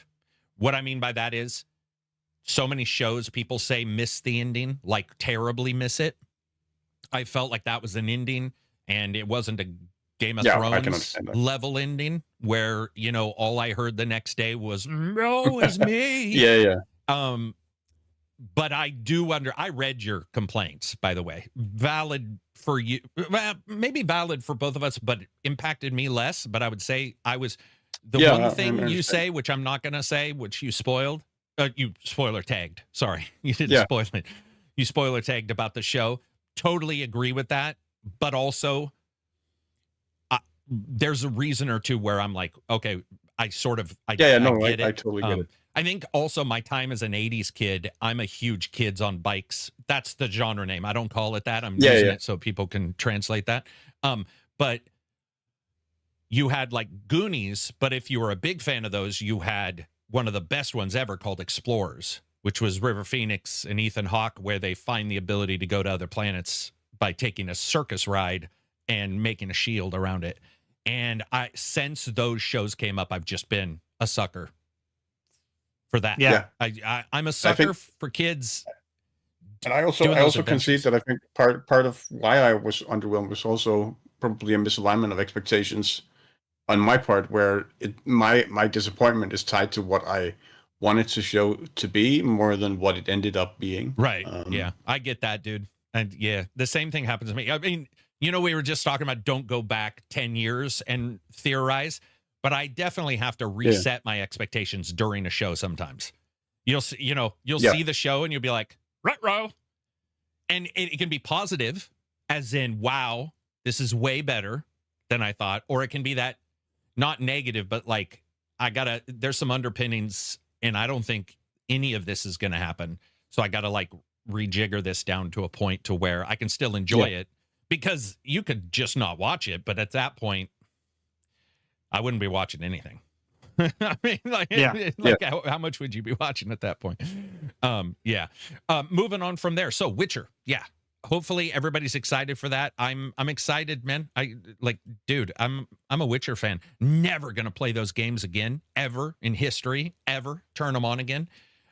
Great time when I played them, but they weren't replayable in some weird way for me. But a DLC or standalone, yeah, fuck yeah. Fresh new area, maybe different engine. You know, just like maybe nude scenes, maybe full lots on of sex possibilities. Scenes. Okay, possibilities, full on. Absolute triple X sex scene, maybe. Cross my fingers. All right, maybe not. You hate those. You don't like romances, do you? No, fucking hate them. Next up, let's talk about go this. Back to the collectible cards from the first Witcher. Oh, the sexy ones. Yeah, he let you collect it for every sexual encounter you had with Carol. Remember the pins Oh, wow. when you were a little kid? The pin. You had a pin and it had a clothed lady. You pressed the thing down, her clothes came off. Anybody else have those? Did you guys ever have those? You guys are like no, we didn't. But I mean, we also had nudity everywhere in general. Yeah, here. we didn't, man. We didn't. We had to go on. Maybe that's why I like Explorers and Goonies, because I had to go on explorations to get my porn. I had to go to a stump that some high schooler left a nudie mag in, and you got a fucking treasure map to. Jesus Christ, Solar may have. Getting somewhere. Silver may have just explained exactly why. So this says Xbox confirmed a major developer direct live stream. This is January 22nd. So that will fall on a Thursday. I believe that's our normal date anyway, where we're going to see Fable. We're going to see Forza Horizon 6. We're going to see Beast of Reincarnation, which is not their game, I believe. I believe that's from another developer. I could be wrong on that. Also, there are rumors of a hidden or secret game that's going to be shown. But let's talk about what's going to be shown. Forza Horizon 6, Japan. Break glass when in trouble. Location. Anything we want to see changed in Forza Horizon? Outside of this location? Any specific, I guess I would say, any gameplay devices, stuff they've done that we would like to see them change? I mean, the only thing that comes to mind to me with that location is I've driven Rally Japan in rally games, and that's consistently one of the hardest rallies. Okay. Just in terms of like the windy turns and how small the roads are. So true that, yeah. So it's going to be interesting. It's going to be interesting how they implement that into Horizon, for sure. That's a fair point, because the street racing. If you make it bigger, it's not going to be Japan, right? Like it won't feel the same, because Tokyo Extreme Racer had some super small. Let's see what other ones had super small tracks. And well, weirdly enough, the Forza based in, where was that based? Britain? No, where was that one based? 4 or 5? Where was that? The UK was the UK in general. Horizon 4. They had different, I guess you would call it, different styles of roads that I wasn't accustomed to, and they did a pretty good job mimicking them, and I don't see them changing that for this one. So yeah, we'll probably see a lot of those small areas, some freeway areas. Trying to think if there's anything. Somebody said better support for wheels.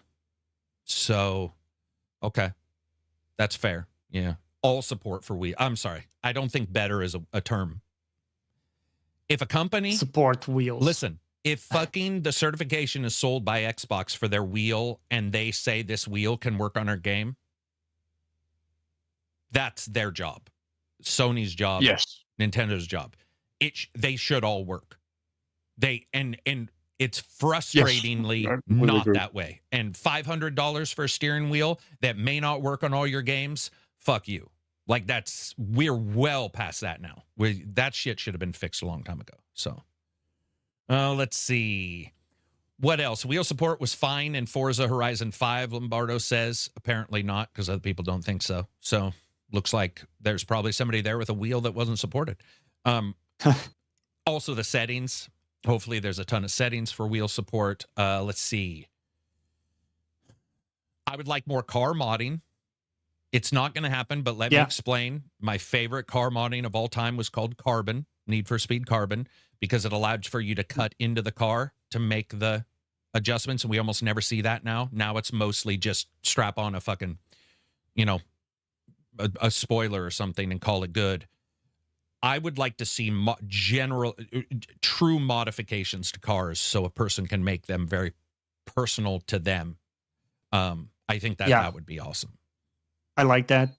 I think a couple parts can be also maybe either removed or reworked. Like some of the way the story was set up in 5. Oh yeah, there was a lot of like social media-ing with like followers and like taking pictures of you, the fake Twitters, and then like you had to spend $10,000 to buy some pants. It was just something really weird with the. Maybe it's kind of an oddly specific complaint. That's for 3, 4, and 5, pretty much. Yeah. Like the way some of those like shop things, it was just so artificial and so weird. Spider-Man did it. I'd really like to see. I don't like the Twitter. See playing cars come to Horizon. Which would be what? Like the Sarah, the DS, the old classic DS, or the DS3 rally car. Mm-hmm. Like some of those. Yeah, now's the time, right? So, okay, so let me... or the C4. So this is what I was getting at when I said break glass. We all know this has been their break. It has been. Come on. We all know this has been like, we're holding off until we really need it. I don't want them to be like, we're holding off till we really need it, Japan, and that's fucking it. To me, I would love to see them nail Forza in all the ways you guys are talking about. So that when you play Forza, you're not like, oh, it's Forza, but in Japan. Because if that's what it is, will that be great? Yeah. But as you can tell from my inflection, yeah. But it's sort of, But if they were like, no, listen, it's not, and I do believe Forza tries this. So generally they try it. I want to see them be like what Silver said.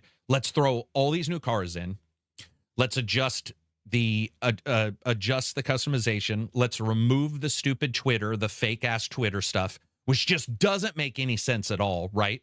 I mean, and the festival, I don't mind, but why can't they just say it's a festival and you're there to race and that's it?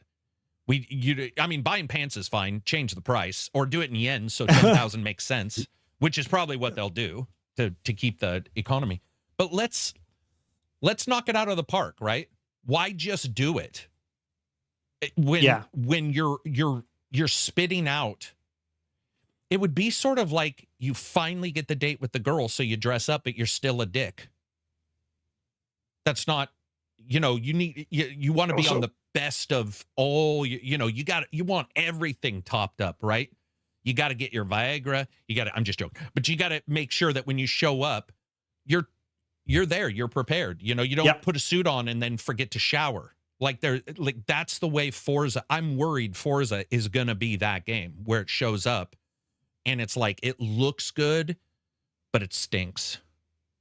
Because if it becomes just another skin for a game everybody knows, then like you're getting to the point where people will stop buying the games because they'll just view it as they've already played the game essentially. And can we agree? So I have to say, I'm not a fan of the roles. Forget the name for them. The roll?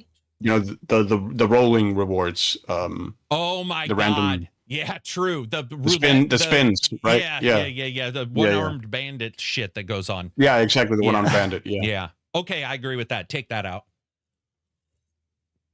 There you go. Yeah. Dude, why don't they listen to us? I'm just saying. Just come on. True. Man. Yeah, but if it is a suit that looks good, shows up and still stinks, I think they're in deep shit. I don't know if it's just me, but it never hits me with like an endorphin getting a good reward. It just hits me with, oh, finally, I actually got something I could use. And you don't feel like you spin a wheel or you pull a one-armed bandit or whatever. That's not Yeah, and like It's not- 80% of the time, my response to what I get is okay. Yeah. Yeah. Yeah. Or do what Yeah. would be even better. If you're going to use that system, make it matter. Right? Yes. I'd be okay if they were like, all right, we get that the Gennaro pair of socks. Because, guys, your avatar getting clothes half the time doesn't even make sense to me anyway. Give me the car shit. Like, Yep. you know, like have me work for these or house stuff if they want to do houses. I was going to say they have competition in only one game, The Crew, which is received consistently mediocre to good to bad results, depending on what part of The Crew we're even talking about and which one of them.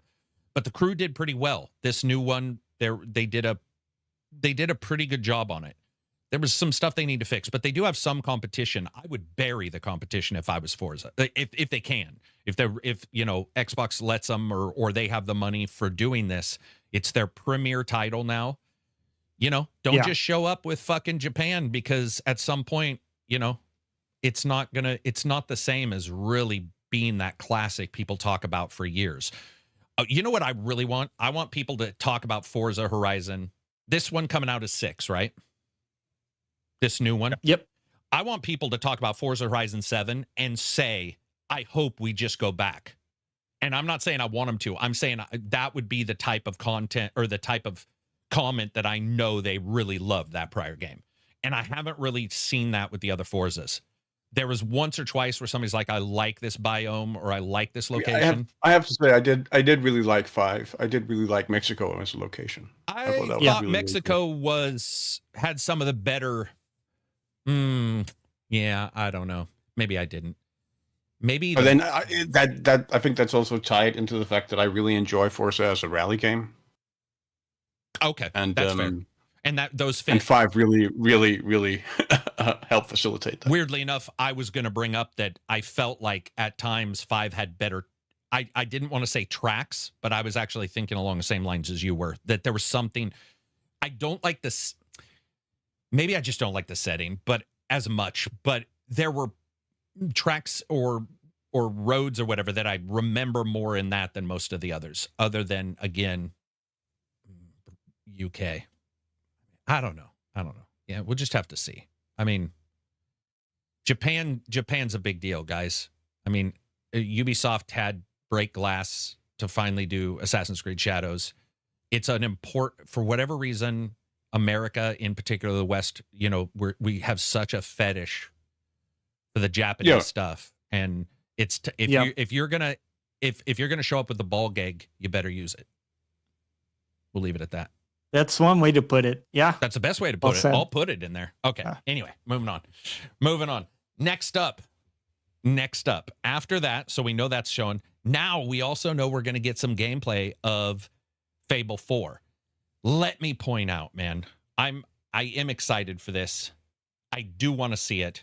I don't want to see that homely ass ugly character anywhere near. That was the most unattractive looking. And I don't mean facially. I just mean graphically. The graphics of that British guy they showed. No, the British guy's from a show, right? Isn't he? The black guy who was the giant IT crowd. No, I'm talking about the main character. Just Aoyati. Didn't do anything for me. They didn't even look good in the graphics of today. Good. It just the entire what we saw didn't look good. I hope that was all placeholder. I guess is what I'm saying. Because I really was unimpressed with everything I saw of the gameplay, you know, which was a character walking forward, right? We never know if that's real or not. But also, do you guys want a customizable character in that game? Is Forza, Not really. is Fable? Yeah. That's what I was wondering is that a big deal? I mean, you could customize the character with clothing. The standard, like that's been the series standard works fine for me. Just pick boy or girl or whatever. Go with that. Yeah. Yeah, I was really unimpressed with that. And then you can dress up or whatever. Right. Like you can customize it that way. Yeah. And I don't know who's writing it, but I hope they capture the same humor and stuff. There were some, actually, I will say the CGI, there's some fun parts. I mean, for me, I will say, the CGI trailer did feel Fable. in that British way. Like in that British way. It captured that. Yeah, it captured the same like British style and humor that the series has sort of maintained throughout its run. I have a question for you. Do you think they'll go with British humor now?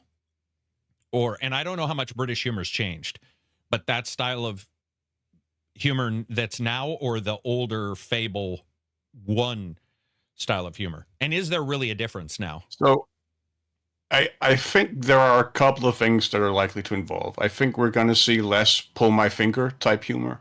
Yeah, the fart jokes and in the older, yeah, right. In the older Fables, probably. Yeah. Yeah.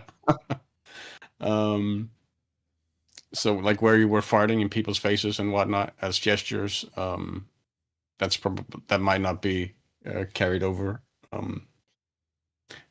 So I think it might evolve in that sense. Yeah. And then I guess the other question is like, what type of gameplay are we looking for? Exactly the same. The third person, magic mixed with swords, guns, maybe, whatever. But and then just hub based or open world, because I think that's the biggest question I have is, are they going to go the way so many games have gone now with open world? I liked the hubs of the original. I think hub based gets a lot of shit, and in fact is one of the strongest ways to contain a game and an experience with mechanics that consistently grow and reflect back to the player quite easily. I think it seems to me that hub-based games that do it well do it amazingly well. And so long as the hub isn't anything like Fable 3's, yeah. Yeah, we're not even talking about Fable 3. I don't know what Fable 3 was, but it wasn't. It was what it was. But yeah, I'm not talking about Fable 3. I'm talking more like Fable 1 and 2. That would be my personal desire. But I don't know if they can do that with gamers right now. Don't you think gamers, the large majority of gamers would expect it to be open world just because? Or do you think that maybe they don't care? I don't know. You don't know? I think the open world fever has settled down, subsided a bit. Yeah, compared to where it used to be. But I mean, yeah, I could definitely still see a lot of the expectation being there that it's going to be that design wise. But we've seen hub games do well. I mean, Ragnarok is a hub game. Yeah, and I mean Starfield is as well to an extent. Yeah. Yeah. And I mean, well, lesser extent before somebody jumps on that. But yeah, I mean, the true open world stuff, there's not as many, but it just feels like consumers want that right now. They feel like that's an indicator it's a current game. Does that make sense? Or that it's a AAA game is like, oh, it's got to be open world. Which I think there's some of that. Yeah. I don't believe that. I mean, I feel like yeah, I don't know. I think a lot of people in our circles don't believe that, but the kind of the general public, I think, has that association. Yeah, open world is higher quality than like a hub world. Right. Well, also, what do you guys think you sell Fable on? It's also funny because it's often kind of flipped, because with the hub world you have you can put more focus into the designs of the specific areas. Yeah, and the hub is a great vehicle to show you impact over change in the world and you know your actions. Yes, that's what I was getting at. Was it's just much easier even on the development team. When it comes to Fable, what are you selling? You know what I mean? Like Fable's old. Yeah, and I think it is partially the British affectation, you know, and like the humor sensitivity kind of thing. That's fair. That's okay. I get that. It's difficult because Fable has also changed so much from the original to Fable 2 and 3, even 3 in particular. I feel. Yeah, and I mean, especially I would say from the transition from 1 and 2, where 1 was a lot more hardcore or whatever you want, gamey game, whatever you want to call it. So it's also a question of, well, are we going to go more with the casual style of the newer Fable games, or are we going to go back to the drawing board with the more hardcore or whatever you want to call it style of the original Fable, where there was a lot of emphasis put on, you had scars when you got hit. You got a scar in the original Fable game, and if you got hit a lot, you ended up being like with scars all over your body. Yeah. So there was an incentive there in the game to not get hit, to try and do like no-hit playthroughs and whatnot, because it had a tangible sort of effect on your character getting hit. That was something that bothered a lot of people, and so that went away for Fable 2. And I mean, I would personally like to see that, because that's an element of the game that was really, really different and was really, really new and was very much its own thing. Your character in Fable 1 also got older. You aged, and you started to get wrinkles. You got gray hair and whatnot. That was also a really interesting aspect of that game. There was you felt the transition of time in that game, also with potentially getting married and having a house and whatnot. So I would like to see it sort of tie more back into Fable 1 than Fable 2 and 3, just because those games felt a lot more mass market appeal. Sort of more designed by committee, I guess, than the original Fable, which had a lot of curious design decisions that I found fascinating at the time, and that still sort of fascinate me. So I would definitely prefer to see that sort of return to that. Yeah, I would agree with that. Especially what I meant by like, how do you sell it now is because you're just not selling. I mean, you are sort of selling the name, but you're selling to a market that includes other nationalities that have massively jumped into gaming now. So it really doesn't matter about how good the old ones were, because there's not a great deal of people who are like going to be back, and that's not necessarily even the group you want to sell to the highest extreme. You want to sell the new whatever Fable is now. But what Fable may be now makes me a little nervous. Do you think the morality aspect is like a big part of, because I didn't play those games, I just watched some of it play. Yeah, it was certainly that was one of the main marketing as well, where you had the angel wings when you were good and the devil horns when you were naughty. That was a major aspect marketed for the game, for sure. It was very binary. It was very binary. I'll also, yes, I'm going to go there. Somebody, you can get mad all you want, but I think it was also, especially Fable 1, prior to really any kind of achievement tracking. So you saw it in the game. And I just think that's such a better way. I mean, I truly do wish achievements died, like cratered. I would love to see them deleted from games, because I think developers also use them as a crutch, or maybe not a crutch. That might be unfair, but I want to, it's the game, not my fucking OS. I don't give a shit that Johnny got a headshot and I get to see that he got 50 points for his achievement 15 score. Chickens. Yeah, it's completely, it's not only worthless, I think it's a detriment. And I liked that Fable did that. Yes, it was binary or close to binary for most of it, but it was what you see is what you get. Your character got scars. You didn't get a fucking be hit 10 times out of 10. Here's 500 achievement points for you to do nothing with.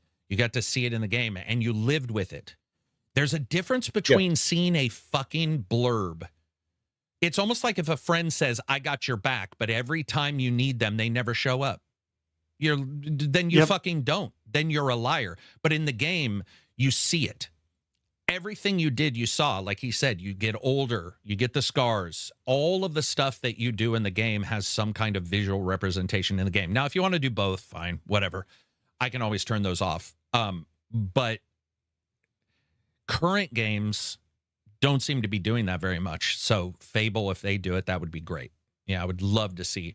Did you have a Halo, or was it? You said Angel Wings. You did get a Halo. Yeah, I remembered the Halo for some reason. Yeah, I think actually there was only the Halo in Fable 1, and then they implemented like and then there was like Angel Wings, I think, for Fable 2.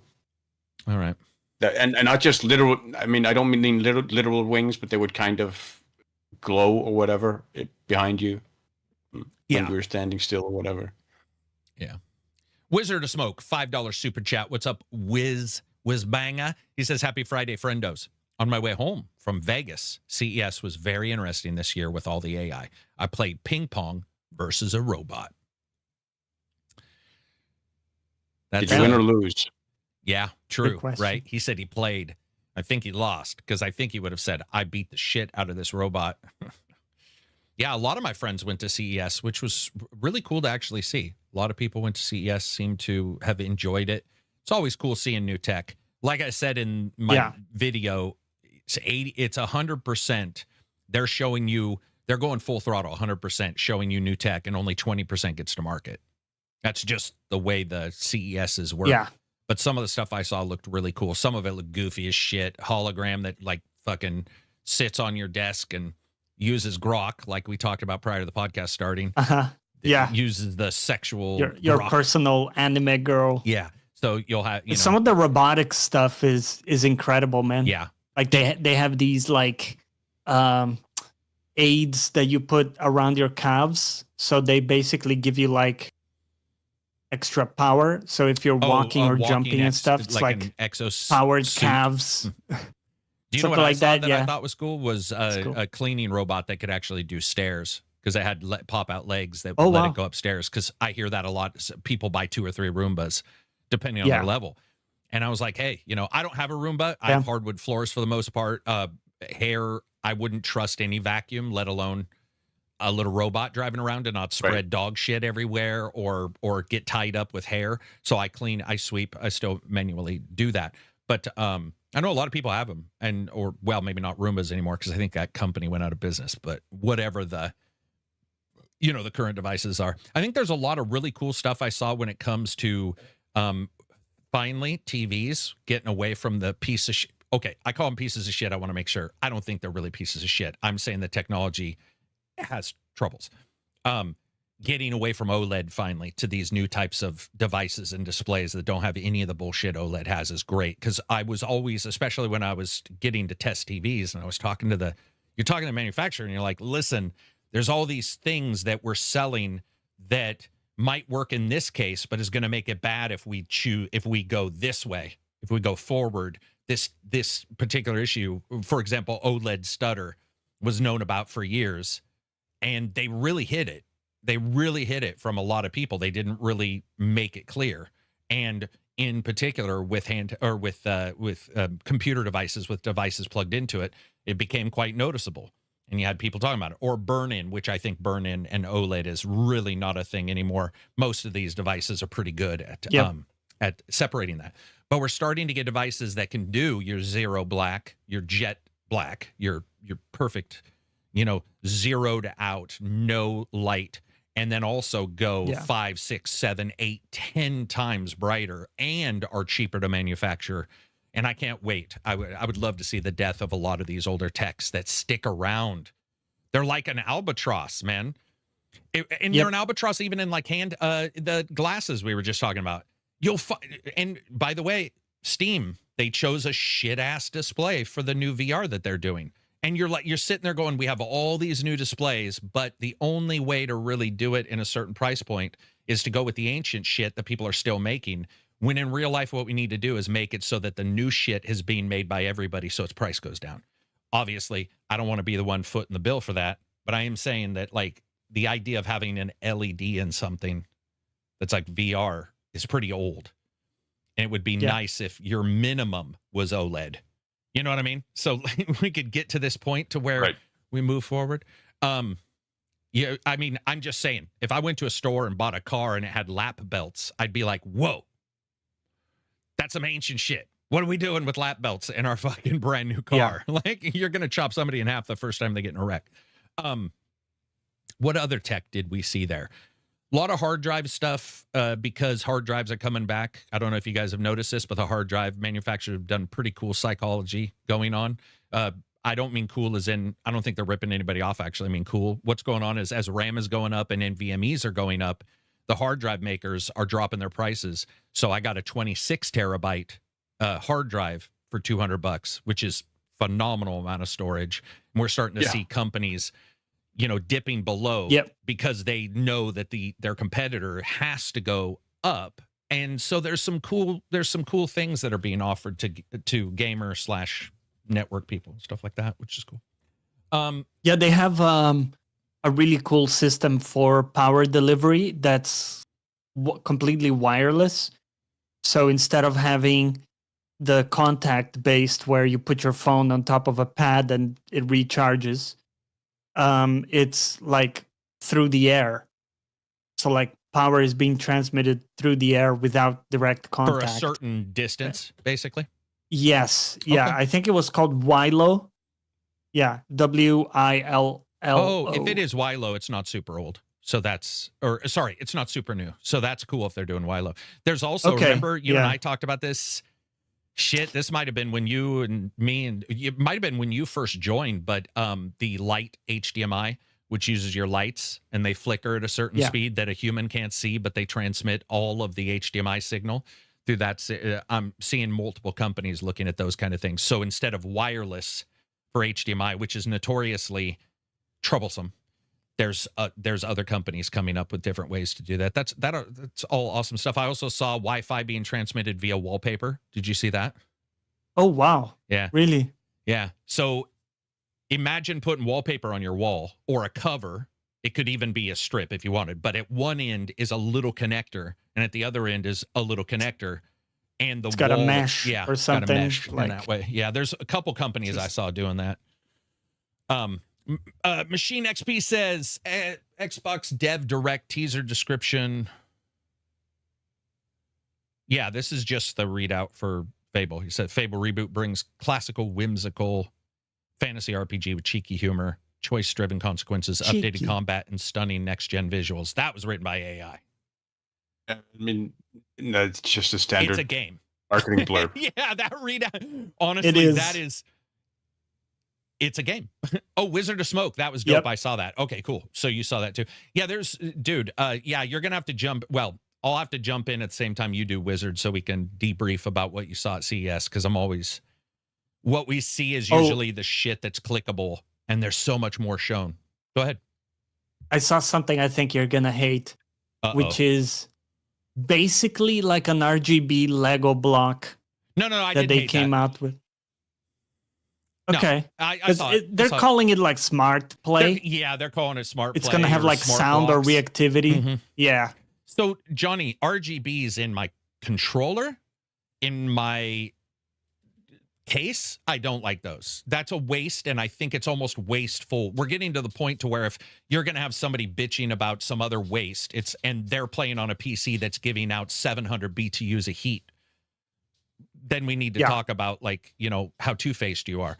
But when it comes to like a Lego block and the ability I saw that if you put them together, like you can have it do like Transformer sounds, there was all this other stuff. Hey, that's a bit. I think Lego is quite important to kids, even though I build them too. I think for learning how things go together, I did learn from Lego blocks. I also learned from Lincoln Logs, maybe less, but you had those older systems. No, I think that's cool. Yeah, I saw those. Okay, but they're going to raise the price. Lego's already. Yeah. What the fuck? Dude, the Lego set we got not recently, last year was more than my chair. My ergo chair. Oh, dude. Not my chair like, I bought a little wooden chair. I'm talking, with the cushions and comfort and lumbar support and shit. The Lego set cost more. And it's plastic. And by the way, they never give you all the pieces. So you're sitting there, you're getting charged, you open it up and half the pieces are gone. And they're like, congrats. So they have some shit that they can fix. I definitely use VRR. Otherwise, the games I play wouldn't support 120 modes.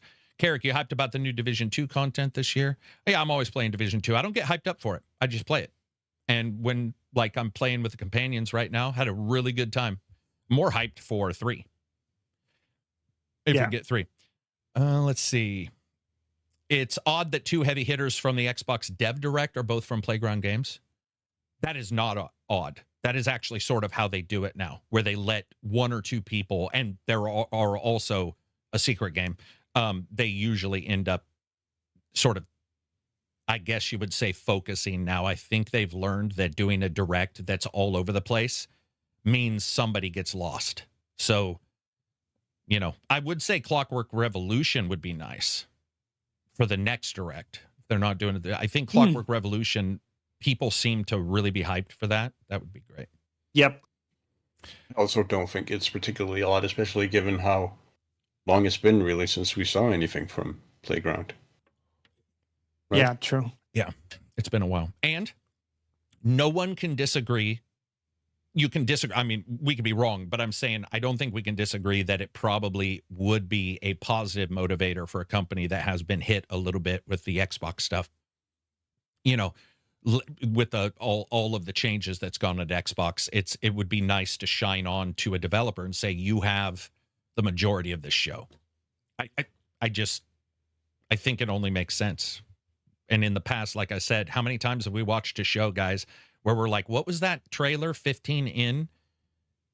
You know, and no one can remember the trailer because 9 or 10 of them look the same anyway. So, let's see. What is this other one? Oh, did I miss that? Somebody did talk about game pricing in the YouTube chat.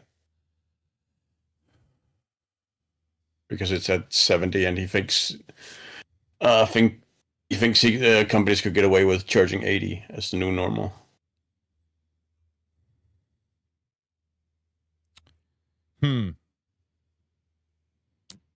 Because living costs have gone up everywhere else. Yeah, Nintendo's done it.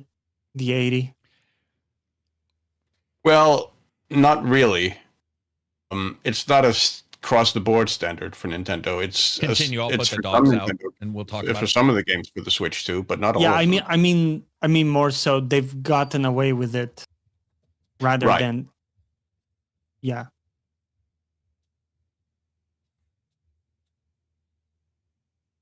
I mean, I think the fact that they haven't gone across the board does sort of testify to there being a significant pushback in the community against that, or at least there's a sense with the publisher still that there's going to be a significant pushback to that price point as a standard setter or whatever. Still, yeah, we saw even Microsoft pulled back as well. They were going for 80 on Outer Worlds, and they made a big show of backtracking that to a lower price. So I still have my Fred Meyer inserts from, I think, 96. And games were 29 to 79, depending on the game, and 100 if you're talking about virtual racing. I think that, again, I'm not saying this was for and it was a smaller subset, but I think that for whatever reason, gamers think that 60 is a norm. Yeah. I think 60 is the expectation from the gamers and the expectation from the publisher that there's an agreement that there's no surprise at 60. There was no surprise, meaning if a game was charged at 60, there was no surprise. 60 was like, here it is. No one likes negative surprises. Humans don't work that way. It just doesn't. There is no anticipatory negative surprise for people. So when you hear it's $1 more, that's a negative surprise. However, we've had expensive games, like I said, for years, and we've had cheaper games for years. If it goes to 80, it doesn't mean they will all go to 80. It will never, and never has happened. There is no agreement amongst publishers. In fact, competition indicates that there wouldn't be. They will try to release under, or they will try to release over. They'll always do that. So if we're talking about the surprise level of 60 was 0, you know, you see the game at 60, 0 surprise. Now we're seeing the games at 70. I don't care about getting away with, and I also don't care about the company's problems. If a game is 70, it's going to have to now be worth 70. It's going to take years for us to become accustomed to 70 being the non-surprising norm. But I will tell you who's stupid. If you're a company and you tell somebody that all your shit is going up in price, you're sort of a fucking idiot, because you don't need to do that. Yeah. There is Why no would you law. need to say that? Yeah. You do not need to. And there are a bunch of consumerists outside of gaming who currently are looking at gaming and the marketing that goes on in gaming and wondering why those guys haven't been fired. Like everybody, not the publisher themselves, their PR or the people who decide we're going to announce every game's going to be 70, because that doesn't even make sense. Why would Ubisoft, who has small teams, why would EA, who champions indies a lot, regardless if you hate EA, they've got a lot of little, indie games. Why ruin that little indie company's chance just because you're connected to this company who 2 weeks prior to your announcement said all games will be 80 or all our premier games will be 80. And by the way, nobody hears that. If you look at how people read stuff, they do not read that entire sentence. They won't see premier. Because premier it's really a non-factor. It doesn't mean anything. They compress it to all games will be 80 or all 80.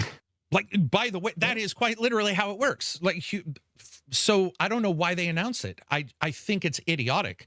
And also, why announce it without giving away stuff that you could give away for a very low amount? Very low amount.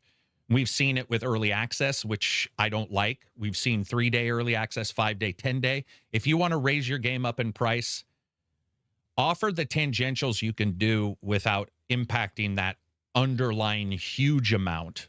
But announcing all your games moving into the future or a certain price is ridiculous to me. It doesn't make any sense. And what a shit deal to announce it prior to Outer Worlds. Outer Worlds was always considered to be the baby brother kind of thing. They're avowed. It's not Skyrim. It's the baby brother of this. It's like, even if I don't believe it's that, it's sort of the general gist of it. And then you go out there and you throw them under the bus. Like, it was ridiculous. It set up such a false expectation for no reason. For Obsidian, of all companies, who's sort of always been the scrappy, we come after the other company and we take their stuff. They were known for Fallout Vegas, improving it for a lot of people. That was sort of their thing. They also weren't known for the greatest mechanics of all time for a lot of their games, even though these two have increased a great deal. They fucked them over. And Xbox isn't the only one who made that mistake. I mean, Sony's made it. Nintendo's made it. If the moment you say $80, it just doesn't make sense, because you should be pricing via, in some ways, you should be, obviously this isn't totally real, but you should be pricing on your output of resources and how long it took, your output of resources, and then what a person gets from it. Because some of these games shouldn't be 80, and some of them probably shouldn't be 20. They should be more. I mean, I think some games we get a genuine deal, and we're so stunned by it that maybe we don't pick up on it. There's been times where I've got a deal, and I forget it was a deal. Well, we just did that. I can't remember the game. We were talking in chat, and I was like, yeah, man, $60. And one of the guys in chat reminded me it was 40. He was like, because it was like a 7-year-old game. He's like, actually, that was only 40. And I was like, but I didn't pick up on it being a positive surprise. There are so many people who put who measure game value in terms of time or hours or whatever. Oh, yeah. And I don't even know now how many hours I've put into Helldivers 2, and that game is $40. Helldivers was one of them, by the way, that was brought up in this conversation. Yeah, for sure. As being like a pleasant surprise in the amount of content that you got. And you just kept getting from that game.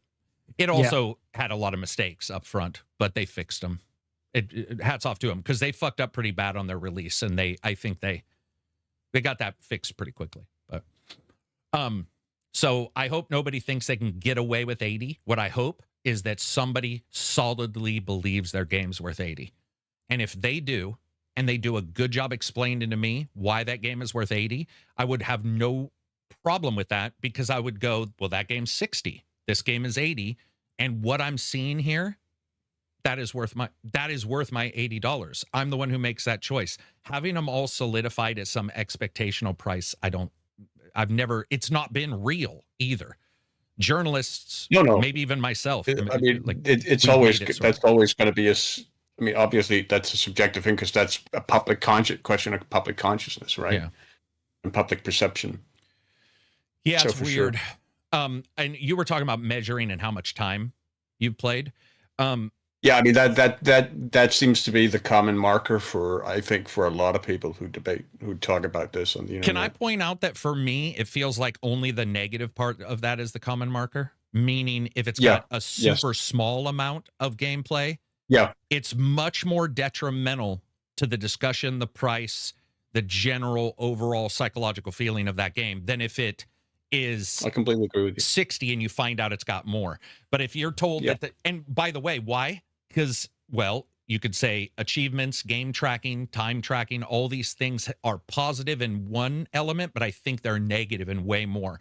Oh, look how many hours. I only got 3 hours of this game. It only took me 3 hours to beat. I get asked it all the time in reviews, and I'm like, well, this is how I played it, and it took me. But I'll meet somebody like Takedown, and he'll say Valhalla was like 220 hours or whatever. I'll be like, what the fuck? What? But it's just the way he played. And so as long as he understands how I play and I understand how he plays, that's fine. But when it comes to the overall discussion of cost and like a company doing an announcement, I hate seeing over 60 hours of gameplay because honestly, Silver, I feel like we get lied to almost all the time about that. When they'll be like, oh, look at what Dying Light did, 500 hours. Dying Light 2, 500 hours of gameplay. And every one of us were like, what the fuck does that mean? That's such a... I don't think anybody believed it. We were all just looking at it going, what the fuck are you talking about 500 hours? And you track it down and then they start explaining it and you're like, yeah, that's exactly what I figured. So these guys need to shut up, man. It'd be really great if they just shut up about it. Yeah, I'm kind of numb to it just because for me it's part of the whole, like the blurb we got from Fable is part of the whole marketing speak.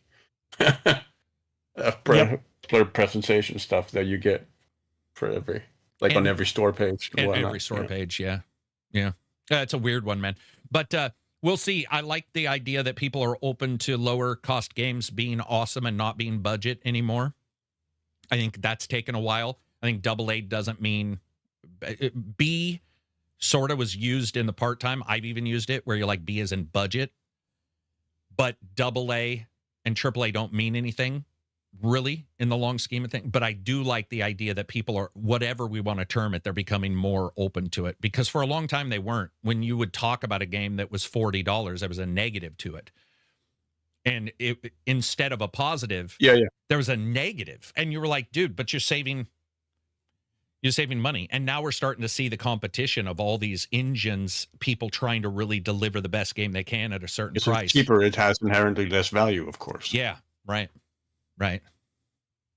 And if game companies, this is Eternal says, and if game companies experiment more with pricing, they can also not spend so much on production. Pricing sets expectations, and even if it punches above its weight with graphics and content, it becomes a pleasant surprise. Yeah. Sorry. I will say, though, I had to find the other one. For my part, $80 does get into the territory where I'm going, this is reaching a point where I'm not necessarily going to get this on release. Because it's a one-time price, too. Yeah. It's a chunk, right? All of them are chunks, and when the chunk becomes bigger, you distinctly have to look at it and say $240. And at that point, it does become a question of prioritization. Absolutely. Yeah. I will say it does, but I don't know why anybody's surprised. You're not. I'm saying it does because that's quite literally how life, time, and money have worked since the very beginning of time. So I don't know why anybody's surprised that a person sees an $80 game and says 2 for $40, 4 for $20. I can get 4 games for $20, or I can get the one $80 game. That's how it works, man. Every single car you buy drives on the fucking road. The price of the car is the adjustments of what you get, whether it be the name, whether it be the actual quality or the positives. I don't know why anybody's surprised, but for whatever reason, it feels like gamers in particular have this like line in the sand, not realizing there's no sand. Like there isn't. There's no line you're drawing. It's just like, it's you making the choice. And like you touched on, the discussion is also absurd because, I mean, $80 games, like you mentioned, aren't new. Yeah. We had $80 games 30, 40 years ago. Yeah. They would usually have some reason, But we did definitely have premium games you would occasionally see with an IP. Remember when Yeah, IP games would come out? I mean, Nintendo's games were priced near that point here. Yeah. For like the Super Nintendo. Regional becomes a thing too. I found that out when I Yeah. paid Johnny for the podcast last month, and I paid him, and apparently, there's been a change. So I typed in the amount, and I was like, I must have missed a fucking zero here somewhere, and then realized, nope, it's regional pricing. Where's the money going? And that's on me. That's my job. Like, I still have to equal it, but you look at it and you're like, oh, wow. And then you talk to people in Australia, their games. Now, admittedly, most of this stuff is more expensive commensurate, but they're also only getting the same thing too. And so there's that. Or there's somebody who maybe is in Australia who doesn't have the best internet. And so they're like, well, the game is 60, but I don't have great internet and it's an online only game. That's just consumerism, man. It's a worldwide market. It doesn't surprise me too much. It happens. It seems like for whatever reason, gamers get surprised, but we also have the opposite, Humble Bundle or whatever. You have a lot of deals too in gaming that I never experienced. For example, if I like Airsoft, there's a minimum, and I can't just go in and buy 5 guns for $5, right? There's no Humble Bundle for 90% of the things I love. But in games, we luckily... I don't like Humble Bundle there's some reasons there that don't really matter too much, but there's some things there I don't like, but there is deals in particular that are very good. Less so on console. That's definitely a complaint I've heard, is that one of the biggest bonuses of PC gaming, even with all of the problems, is that the sales are much better on PC stuff. And I think that that's probably not something you can argue. There's definitely a lot of games that you can get, in packages or at certain times on PC that which is also console equivalent. Which is also so funny because of the debate, like all the talk 20 years ago that PC gaming is dead. PC game dead and buried forever. Yeah. That's why it just doesn't bother me whenever I hear anything's dead. Or I just heard somebody recently say that RAM will always just continue to go up, and I'm like, dude, no, it won't. Will it go down to as low as it was? Maybe not. But like this kind of, you get pretty accustomed to the cycles after a while and the runs on things, right? Or the lack of improvement. How long did we have no lack of improvement on video cards? Then you get these booms and these cycles where you're like, boom, boom, boom. Then they die out and it's CPU. Then that dies out. Then it's the motherboards and they're making improvements. And it's all, very interesting. Yeah, when you've been around. Surprising. Yeah. When you've been around long enough, you see a lot of these. Let's see. Got Resident Evil 4 for like $15 and some change on Christmas. Good for you, man. Hey, that's a question for chat. What's the best deal? No, you can't use indie. You can't use a package service. So I don't want to hear about your Humble Bundle shit. On a normal game, surprised or unsurprised, it can't be a used game. We're talking about a new game. What's the best deal you remember getting on a new game? So like you walked into a store, new game was on sale because for whatever reason, what was the best deal you remember? Trying to remember, I think I got I think mine was a Target. And I remember it was if you buy 2, okay, listen. This is a deal, but it sounds like a scam at first or the desire to make you buy again. But it was, if you buy 2 games, it was 50% off for both, I believe. Right? Yeah. Okay. And that's pretty good. At the time, they were pretty heady games. This was the 360 era where there was a lot of good games. Maybe generic, you could say, but there was a lot of good games. And you could say, oh, well, they got you to buy another game, but I got another game. That's why, to me, it was a deal. It was like, I understand they got me to buy another game, and maybe you wouldn't have bought either. It's possible, but I was there for a reason. You paid half for them. And I got 2. I got to play and engage with 2 different games. So to me, that was a huge random, and I wanted to really bad. So when I went in, I was like, wait a minute, what? Like I can get both games I wanted for the exact same price of just the one game I was here for. So I wasn't the typical, I walked in and found a random Target deal. Penty, I think that's Penty, says $20 for Valhalla and Watch Dogs Legions. Suicide Squad for $5 with just a few months, within just a few months of release. Hey, man, the number of people I know who enjoyed Suicide Squads is pretty high. I'm not saying they thought it was an amazing game, but just had a good time. I'm assuming none of them bought it full price. That's just my guess. PL says Detective Pikachu for $5. I got Eternal says I got Tears of the Kingdom for $20 at launch due to a trade-in. GameStop was running. That's not bad at all. Damn. Yeah. Getting a Nintendo game anything other than the full price at launch is fucking not gonna That is happen. a Christmas miracle right there. No shit. Yeah, that dude believes in angels now. He's like, they for sure real because I got this Nintendo game at a cheaper price. Let me look at because we still have some stories to go. So we got that new game showcase 2026. They compiled some stuff. There was a couple random games that I saw there that looked pretty good, but it was a typical showcase. It was called New Game Plus. I don't know if you guys saw that. I didn't really see anything worth mentioning game-wise, like a specific game, but we are getting some more of these showcases, which I really do like. I like having another company come forward that isn't, the Summer Games Fest or the Game Awards and doing those. Yeah. That was cool. And then also handheld. So the Core G3 Extreme from Intel, which is the rumored Intel next chip, is very close to the current APUs on AMD. And I think that's awesome. We're getting the competition, man, because everything I own, 90% of what I own is AMD. And I went AMD for the main PC, and I wish I hadn't, but I did, whatever. I got the, so now I think I'm, 99. I have one device that's not. It's a Intel N150 for the server. But man, it's cool to see. It's cool to see the handhelds having some competition. Don't think they're going to lower in price, though. Normally, competition might be like, hey, one of these is going to come in a little bit lower, but I feel like with handhelds, the moment you put RAM in, any kind of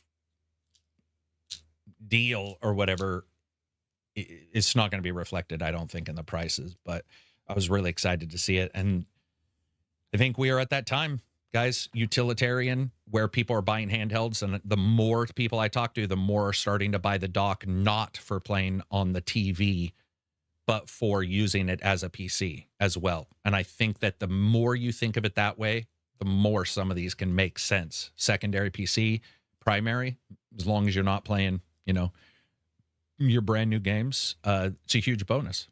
It's awesome. Do you have a dock for your Steam Deck, Johnny? No, I use it purely like on the couch. You just bareback in that Steam Deck, man. Just bareback. Damn. Yeah. No dock at all for your Steam Deck. That really surprises me. No. I thought for some reason you would have a damn. Okay. All right. But anyway. Yeah, I like playing it on the couch while watching something in the background. Could be a show I've already watched, or it could be maybe a stream, something I don't have to pay like too much attention to. Dude, my recliner and the TV is a great combination. Oh, sit back, play some video games on the Legion and watch a show at the same time. And it's just like, it's very relaxing sometimes to be able to do that.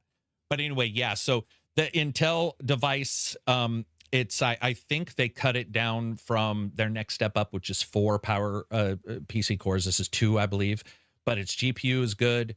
CPU looks good for what they're doing. And I don't know its heat, but I do know that it can take a lot of watts, which of course is heat. I think that's the one thing with handhelds. We're not gonna see some huge changes until somebody figures out a new cooling method. I feel like we're at the end, because like every device hitting 95 C plus isn't that surprising, and that is just, dude, it's so uncomfortable in your hands after a while when you have like a handheld that's really hot, that's been running, it's doing other things. You're on Discord. I was streaming from Discord playing the Legion, and that thing was getting, toasty. Because I think that's only maxed at 30. These can be maxed at 90. If anybody's running a 90 watt handheld, that thing's lasting for 7 seconds. Can you? Yeah, dude, that is a lot. Yeah, you'll be able to run Cyberpunk. You'll be like, this is well, that was it, guys. It was awesome. But I know you guys aren't super into handhelds, but I'm very excited to see people using them more utilitarian style, so they get more out of them. Yeah. I just think, and the APUs, I used to bitch about them because I always felt, especially prior to AMD's the 7 series, and I just always felt like they weren't. 6 was fine. They weren't really there, but now, I mean, I rendered a video with one, which is like, to me, that's an indicator of there's some serious use here if somebody thinks outside the box a little bit. And outside the box is getting very close to inside the box, which I really like for handhelds. Steam Deck looks like they're going to do, or what is that? Steam Machine looks like they're thinking of the same thing. So that kind of stuff is, it excites me to no end. I'm glad developers are pushing engine and AI upscaling upgrades more because hardware is getting fairly expensive. Yeah, true. Yeah, anything you can do to make a picture look good and generally the consumer not notice it is fine. Somebody's going to bring up optimization, right? It always comes to that. It always comes to people by lazy devs. So some are, most aren't. Some are. Yeah. Yeah. I mean, the innovation is cool. Flippers are definitely lazy. Yeah. Some are, but the idea of doing more with less, I think that is the direction, because it's smart, because more and more, our hardware just doesn't scale as it did. You know, a lot of stuff we're hitting some limits on. And so the idea that, similar with the better encoding, like do more with the same. Yeah. I think that's more the direction, Yeah. And there's something sort of sexy about adding utility to an older device. I think it goes back to like cars. You'll see some putting whatever newer style transmissions on things, whatever it may be. But there's always that sort of gearhead kind of thing of like it doesn't always have to be more horsepower. It's like, oh, there's some efficiencies here. There's some adjustments we can do here that makes it step up, even though it doesn't appear like it should. And I love that. I don't know why. It feels sort of magical. To like get for example, to get a video card and a driver improve your FPS. It sounds so dumb, but it's sort of cool. You get it. You're like, holy shit, all that kind of stuff. Out of nowhere. Yeah. Well, the G Cloud didn't have USB-C out, and it was to me, a big negative. And then one day I just logged in and they were like, oh, here's a firmware update. And I was just like, oh my fucking God. So, not a new device, not a G Cloud 2. Because some companies would have done that. They would have been like, well, we figured it out, but we're just going to sell another device and be like, now with USB-C out or whatever. What else do you have for questions? Yeah, let me go back to the thread. This one from Straven. Just wondering if Showa American Story is in your radar. I have no idea what to make of the game, but looks like exactly the kind of thing I want to see ACG review for. I'm sorry, I didn't even understand the words you said. The what? I got you. So I looked this up. So it's called Showa American Story. And Steam page says it's a brand new RPG and an enthusiastic love letter to the 80s pop culture that features a strong taste of B-movies. Terrible name, right? It's a journey of truth and revenge across North America. It's a terrible name. It's a very unfortunate name, because when you just say it, the immediate association is with something that you probably don't want your game associated with. Showa?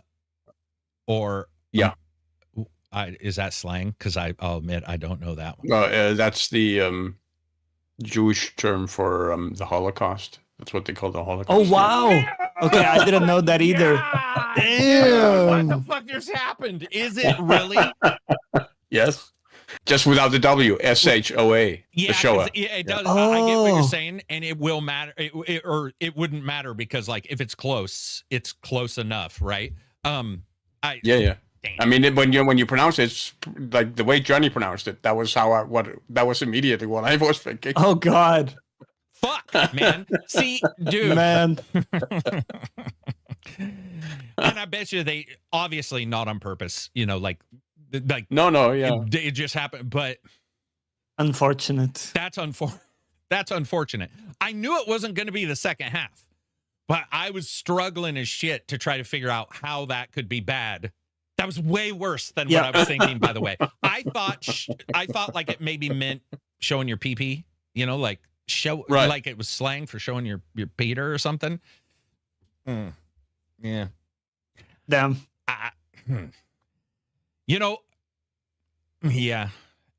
We've had American games that have Japanese names too that mean something bad. You know, like you'll see the movie star get the cool tattoo. They'll be like, dude, I got this tattoo. It means honorable. And the person will be like, actually, that means turtle shit, you know, because it's like got a slight hook on one of the letters. Yeah. So it's going to happen the more you use words. That's... A lot of things I didn't expect today. That was one of them. I would never in a million years have thought it was about... Oh, man. Well, I mean, hopefully they... I guess hopefully people pick up on the fact that obviously, you know, it's missing a letter and it's just the pronunciation and people don't, like, YouTube doesn't... oh, God. Wonder if YouTube will demonetize us because we just said it. Yeah. Or something. Or review. Oh, right. You know, people will review bomb it. Yeah. Because remember those games that came out where people were trying to just be fucking dickheads? They were like hatred, those kind of games. Like, or they have kill in the name, where it might be fine for a show, but YouTube in particular doesn't like it. And that kind of stuff can happen. It might impact their, I guess you would call it SEO too, if that somehow, you know, gets mistaken. Yeah, it can't be talked about. But it would have to be mistaken. So let's hope that doesn't happen. That's pronunciation's a bitch. Damn. Yeah. So Strevin was saying he hopes I review that. It's probably not a chance. maybe for patrons only. I'm doing extra stuff for patrons now, so, or more extra stuff. Maybe. Maybe. Yeah. It is an RPG, you know. It's a journey through America. So. Now my brain is colored to whatever he said. So anything you say, I'm thinking in the framework of what he said. So now it just sounds fucking horrible. So you're like a journey through, and my brain's like, oh shit, here we go. It does say it's a revenge story. So there you go. That's your angle. God, yeah. Okay, let's go to the next question. Strevin, $20 super chat said, had no idea that word's context, but damn, it was worth it. Remember, it wasn't the context. He was saying it's just the pronunciation. It's just purely how it was pronounced. Yeah, it's just how it's. Yeah. And we know that. Yeah, we know that'll matter though. So like, it's a valid point that. Damn, there's few things you could mispronounce that would have that mean something worse. You should always double check if your word has a hidden link to the Holocaust. Journey, you know.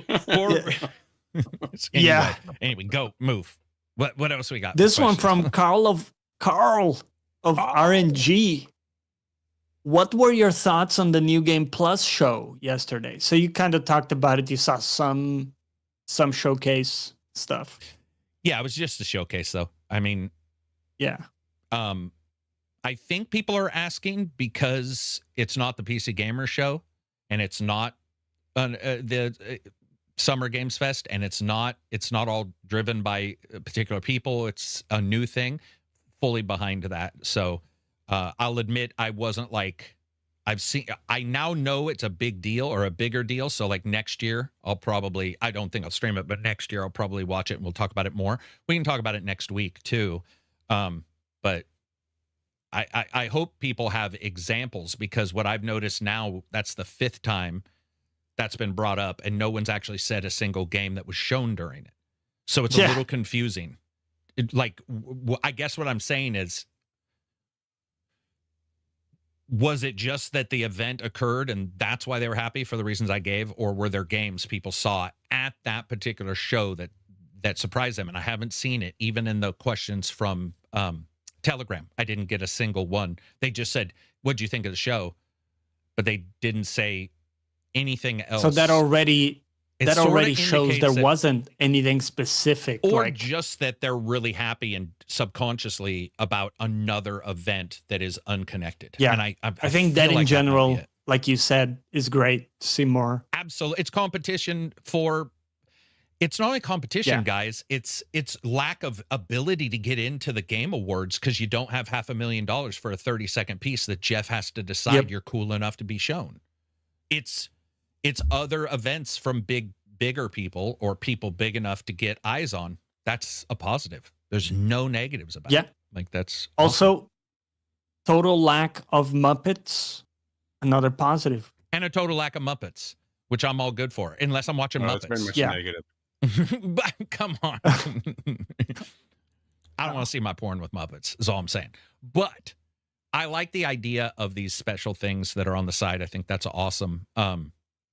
Especially if they're a bigger group. I don't know who they are, as in, I don't know if they're a website or whatever. In fact, I think I thought they were about New Game Pluses when I first saw the announcement, as in... Yeah, me too. Okay. Legit. Okay.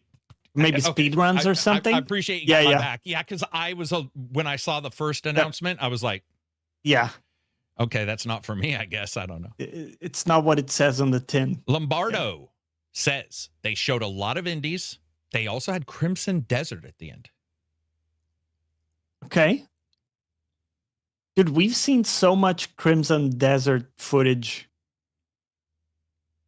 over time. I just want to see the real game, man. You're seeing the real game, dude, but I know what you meant. It's less Fable. Yeah, like in the context of we're playing seeing game it, at least. Yeah. No, you're right. It's fair. It's fair game. I just want to see like uninterrupted. There is. Yeah, John, what do you think about that, Johnny? Maybe you're seeing too much and you would like... What would you want to see, Johnny? Or do you just want it out? I think we want it out now. Yeah.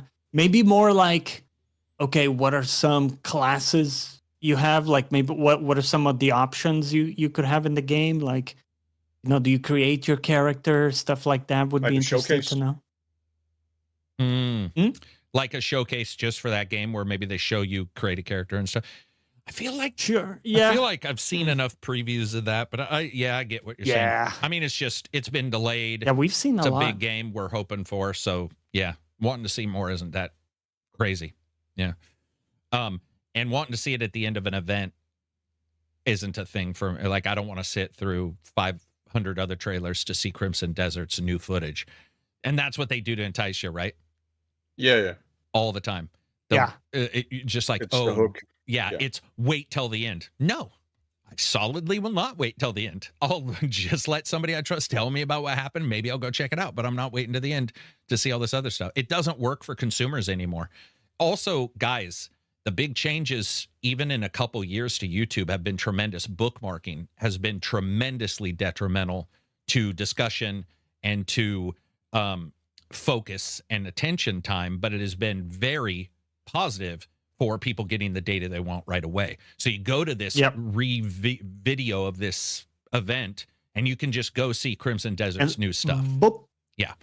So there's positives there, but there's also some pretty severe negatives. But yeah. On that, our government just completely reversed course because we went over to pretty much completely digital learning in schools. And we found that it had a really, really negative effect on children's attention span. Yeah.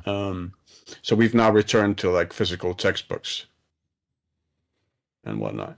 Yeah. I mean, all the science as a policy matter has always pointed out that digital learning, the human brain does work better analog usually for that kind of stuff. I don't like the idea of yeah. Dude, the idea of learning a subject through like a PDF on a screen instead of... That's crazy. I know I'm old, I'm dating myself, but that seems crazy to me. I don't think it's that crazy. I mean, I have nephews who grew up on like phones from the very first grade, and even they read books and will be like, wow, somehow... And there's especially when you look at the science of turning a page and smell and all those things concreting a memory. If you have more than one sense when you're reading something, there's a higher chance of it being embedded than if you don't. I think it makes sense. A PDF is just scrolling. Then there's also the indicator that possibly electronic devices and the way the light hits our eyes makes it harder to actually memorize stuff. It's also big. It's also specifically in the terms in the digital one, because you can have you can do multiple things at the same time. So you're not just reading the PDF or whatever. You're also opening another tab, playing a little game or whatever, waiting for like your friends, Minesweeper Discord or whatever comment. it is, or yeah, or on social media while you're doing it. And so you're multitasking while you're doing it, which is, I think, what's really, really damaging it. So there isn't this single focus on what you're actually doing. Yeah. In the same way. Yeah. I just feel like that is absolutely so proven that the idea that it's not, it's like there's no jury. They left. They already said guilty, and people are still trying to figure it out. And it's like, the jury's out, dude. That's done.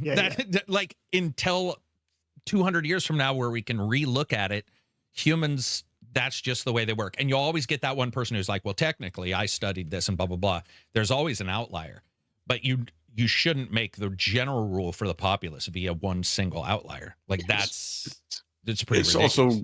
It's also really sad, because here on the New Year, we said goodbye to our 402-year-old postal service. It's fully shut down now. How do you get shit? Private parcel companies. Oh, gotcha. So like our version of the United States Postal Service, and they're gone for you, and now it's DHL. Yes. And okay, gotcha. Yes. That's crazy. It's great. I don't know what I would do. I grew up at a time when we still had the postman in a uniform on a yellow bicycle, like delivering the letters, with like a black cap, a red jacket, black pants. I guess on a bike it makes sense where you live. I was thinking, where I live, not going to be a bike. You deliver one fucking package in a day. But I get where you're coming from.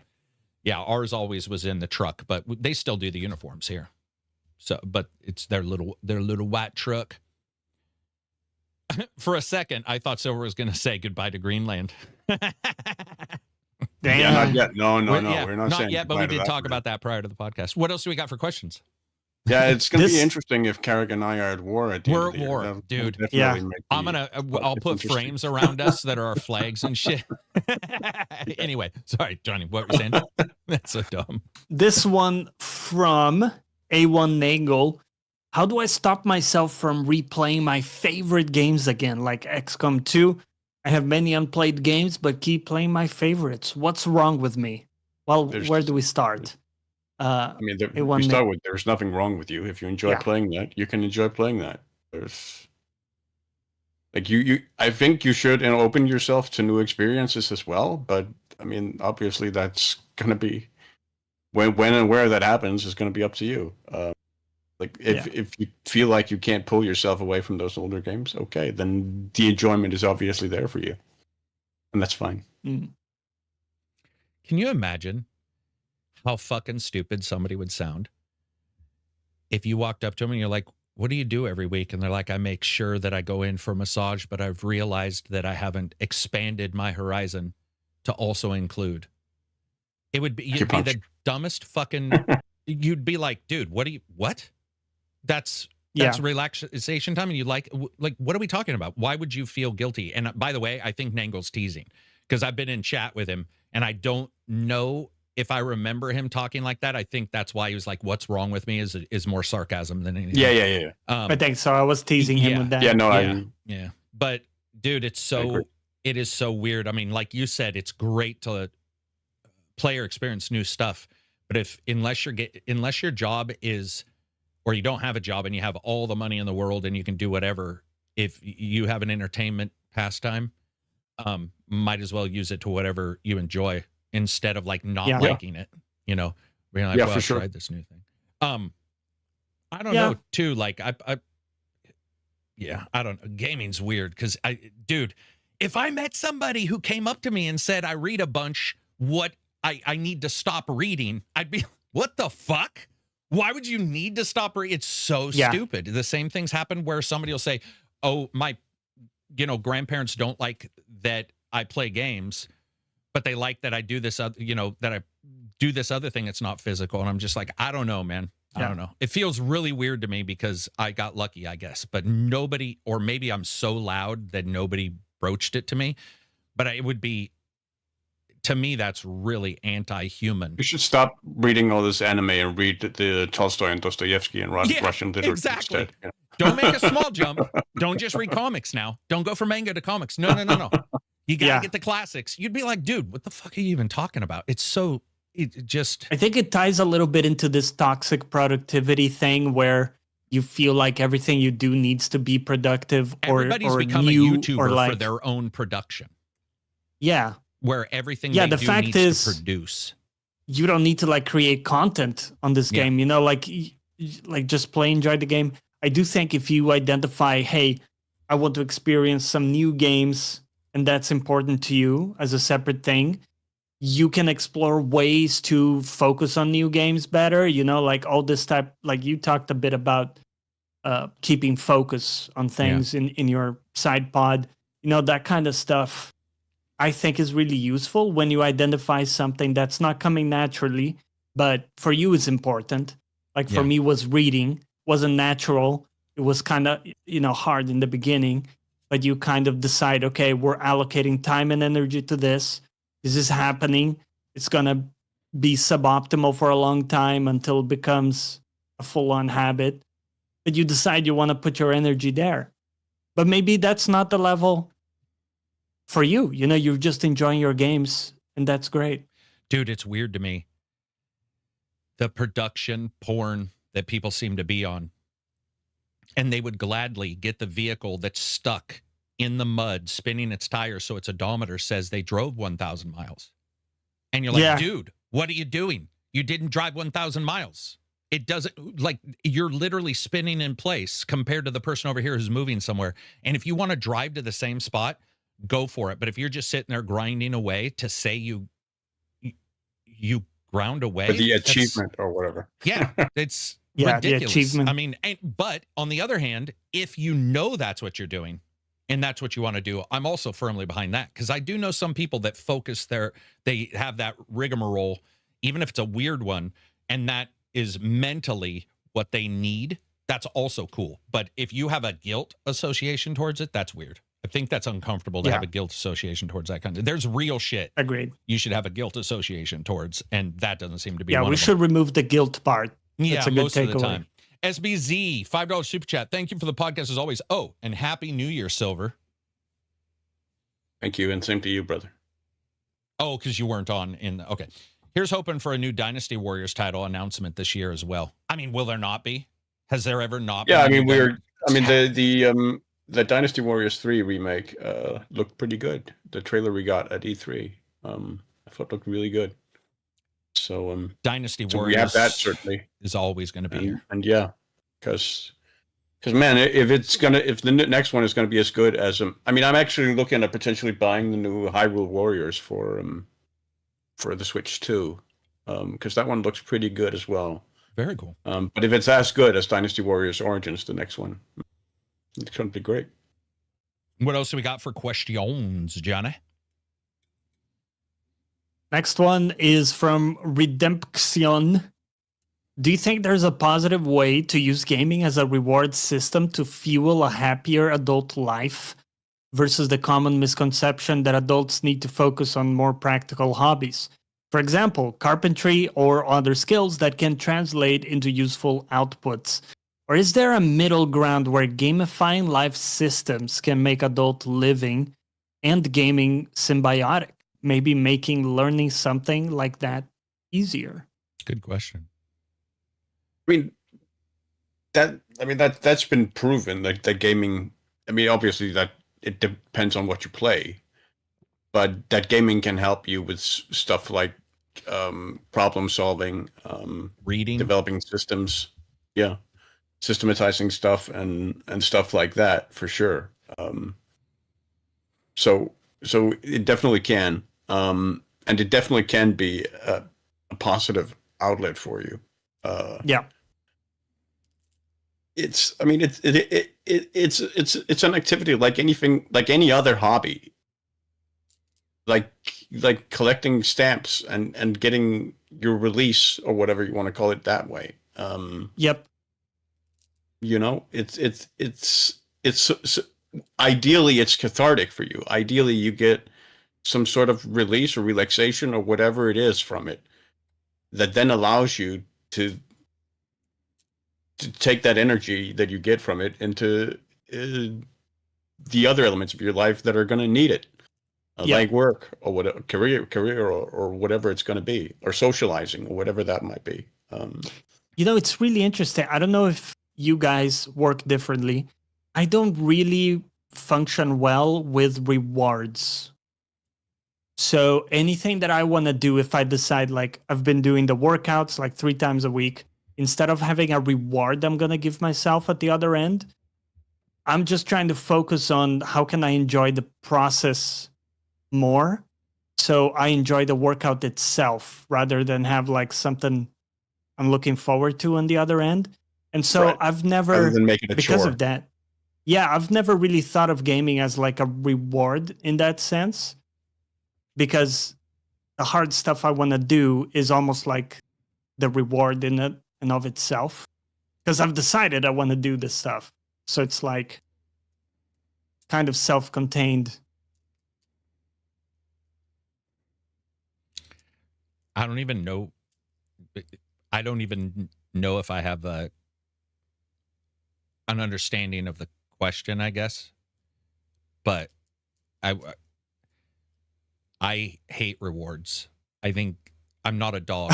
I don't need a biscuit. Okay, yeah. And so I didn't want to put it this way, but yes. So like if I'm working out, it certainly isn't for, I think there's intangibles to working out that I know and I can't track, mental ones that I can't track. Like I can't say +1 to mental health. Like brain chemistry. Yeah, I don't understand enough.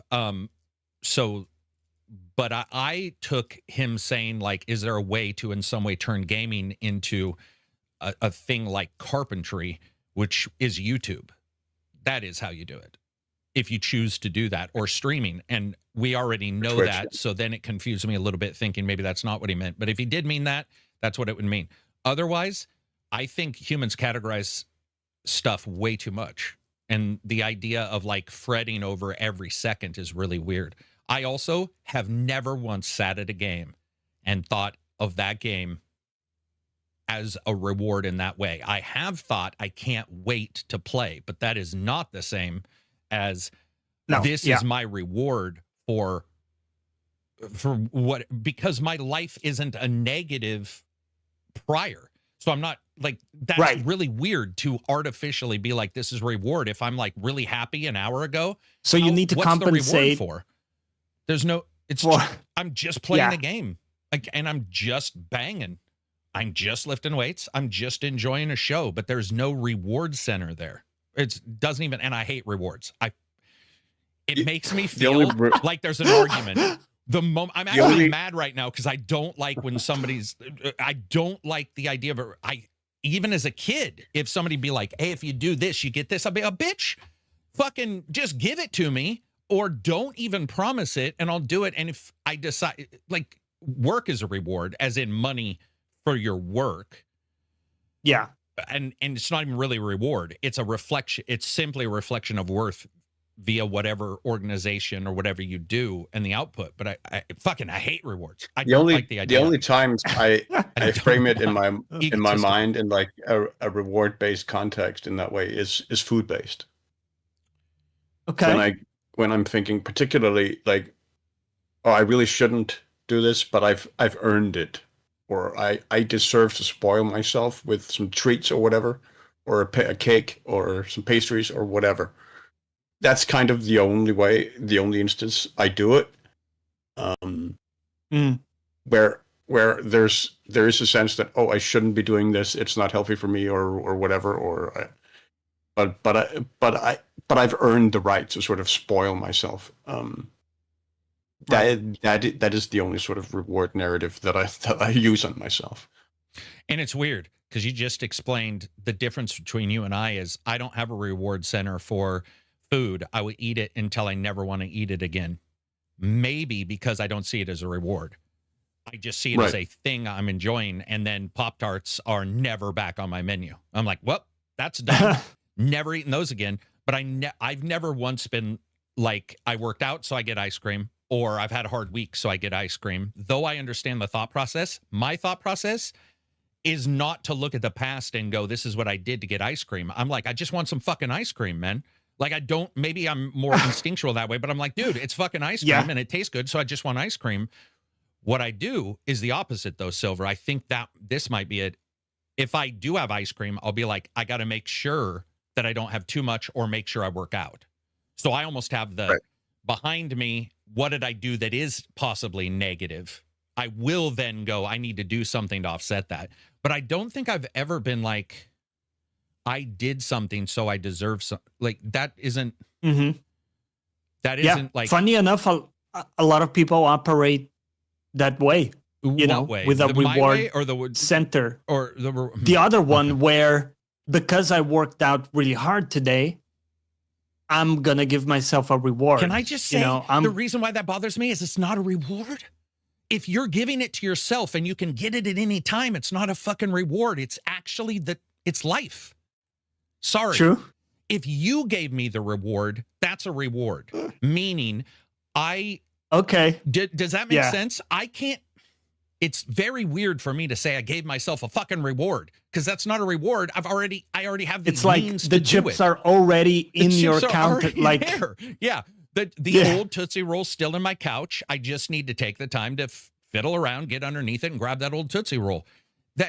Those kind of things. Yeah. You can give me a reward, and I would hate you for it. I wouldn't like it at all. I would chafe at the idea of it, but I think that's a reward. I think just getting something I can already get is just a choice. And I don't think I think that way. But I do understand where Silver's coming from because I think most people do think that way. I think. Another instance where I just thought of another instance where I do it actually that isn't food-based, but it's like smoking a pipe. I do it very rarely. And so I do it so rarely that I want to make the instances where I do it into like special occasions, kind of for me. Yeah. So in that sense, because I do it so rarely, it does kind of feel like a reward when I do it, or something, or like a gift to myself or whatever. In that sense. Because that's sort of how I frame it because of how rare it is that I get to spoil myself a little bit now, even though it's not healthy for me, it's bad for me and whatnot. It's time for me that I'm setting aside to do this now and allow myself this now. Yeah, I think the language is also a bit misused sometimes because people will talk about those kinds of things as a reward when really it's just like a treat, like you said, something you enjoy. Well, treat is another word for reward. Right, so and that gets maybe there's no language for me, to explain like what we're, I can enjoy a coffee. I mean, I do it every day, and to me, that's like a treat. It's not a reward for something specific, but it feels okay. I see what you're saying. No, you're like right. a little treat. Like I'm giving myself this moment, these 5 minutes where I'm drinking my coffee, I'm reading my book. I'm really enjoying that moment. And that feels like a reward. Yeah. So I wonder if, it's just like mixed terminology. Well, and in games, we see it in games where like so there's experience points for completing something, right? I don't give a fuck if I get $1 or $1,000 at the end of a game quest. I care that the game quest is good. Not that you guys don't. I'm saying, but I do know some people who do care about the end. So loot guys, Diablo guys, they don't care about the quest. Honest truth. True. I don't think this is derogatory. Yeah, but there's a dramatic difference between. But hang on, I just want to mention somebody. Lucitan, who's in here. Lucitan plays in a way that is alien to me. In that I've seen him. He doesn't even know sometimes what's going on in a quest. All he cares about is a blue or purple or whatever his color game is and the thing he gets. All I care about is the quest, and I don't give a fuck about that thing at the end of it. So I guess that's just, it's sort of the same. It's just reversed. So maybe I get the reward by the quest. The activity itself is the reward. The end result for other people's reward, maybe. But what were you going to say? You haven't been changed. The quest that immediately popped up in my mind when you said that was from Kingdom Come Deliverance 2.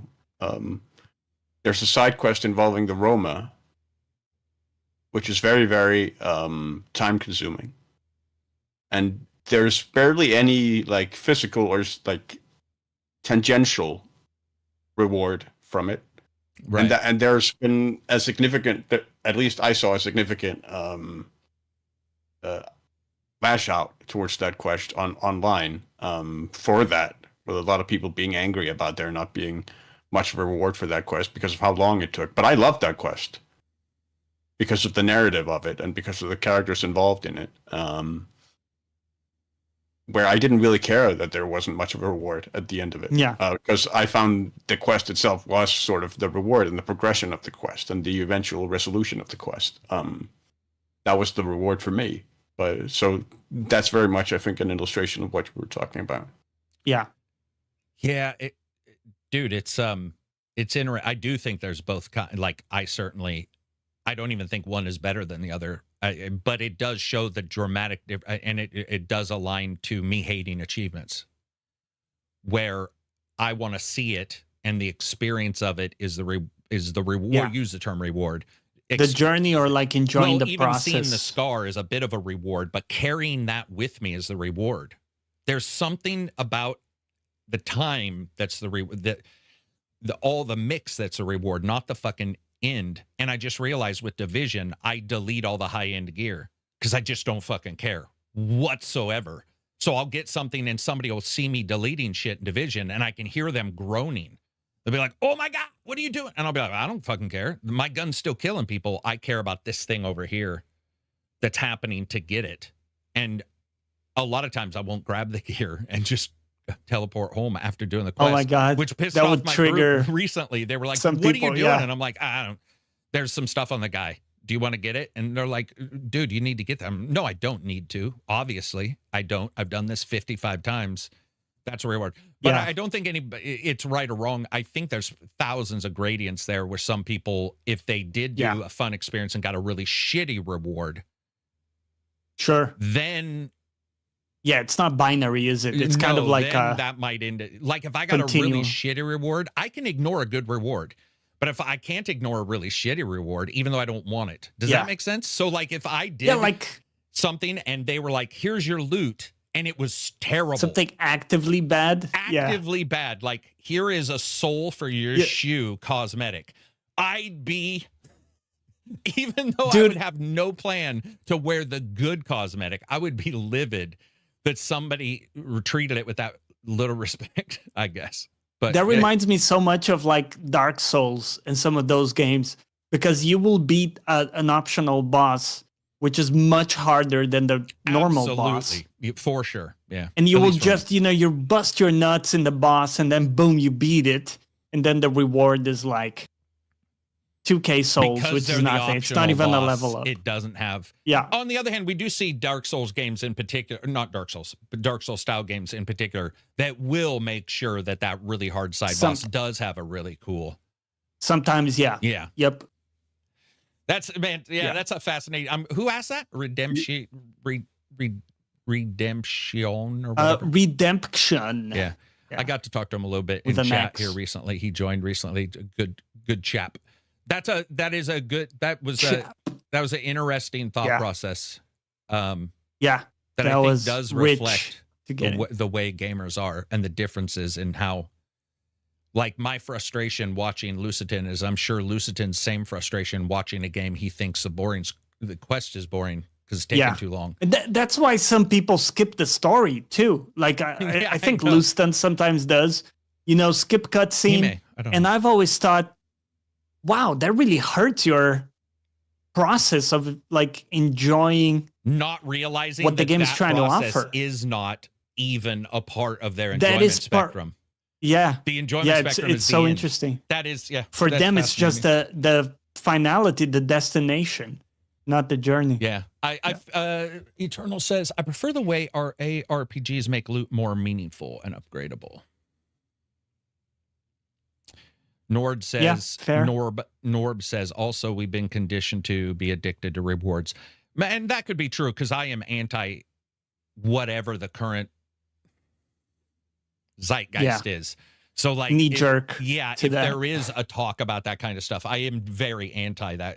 It feels like maybe I can sense that coming, but I'm like, yeah, we definitely are. Lombardo says, I'll skip cutscenes if I don't like the story, but I like the game. Ghost Recon Breakpoint is an example. Yeah, but fair.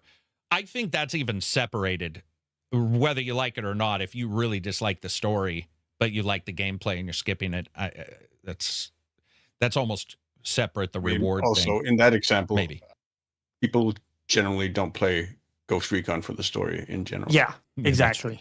That's true. If you're getting into Ghost Recon for the story, your expectations for story are so low that, damn, that's like Far Cry. Oh, yeah, man, I'm playing Far Cry 6 for the story. Are you? Really? Are you? That's not to excuse the quality of the story and Breakpoint specifically, by the way, but yeah. Nope, definitely not. What else we got, Johnny? This one from Phil Strider. Hey, peeps. I'm just curious if you guys have ever stopped playing a game due to non-technical problems. Emotional reasons, maybe feature creep, things like that. He says, I'm playing Silent Hill 2's remake right now and just got to the apartments. Being a big fan of the original, I remember taking a long time to actually push through it, especially when the nightmare world became more consistent. I hesitate actually turning the game on. The feeling of anxiety about what the radio is warning me about is awesome, and I love that because still today I only ever beat Silent Hill 2 PS2 one time. Where Silent Hill 1 and 3 I replayed multiple times. I think Blubber Team has done a great job so far. Yeah. Okay. Yeah, there have definitely been moments. I think Carrick and I both have talked about System Shock 2 over the years. Playing that back in the 90s and coming across the psychic monkeys that made me stop playing the game. Scared the fuck out of me, man. One of the few enemies to scare the living shit out of me. Just a monkey screech. That was uncomfortable. The sound effect, I think, more the little bastards running around also was sort of creepy. Yeah, also, yeah.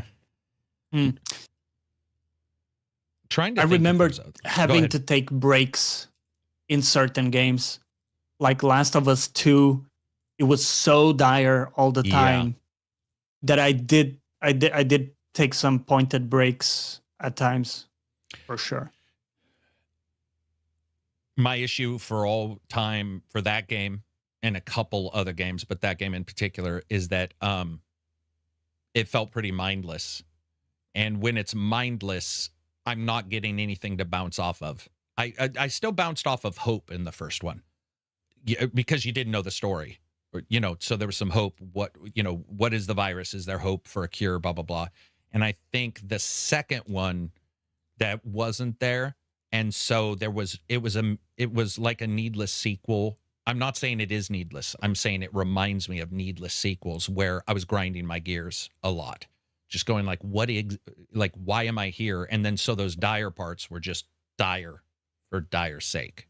But yeah, that's a pretty hot take because I know a lot of people I know a lot of people who love that second game. I mean, adore start to finish, think it's a masterpiece.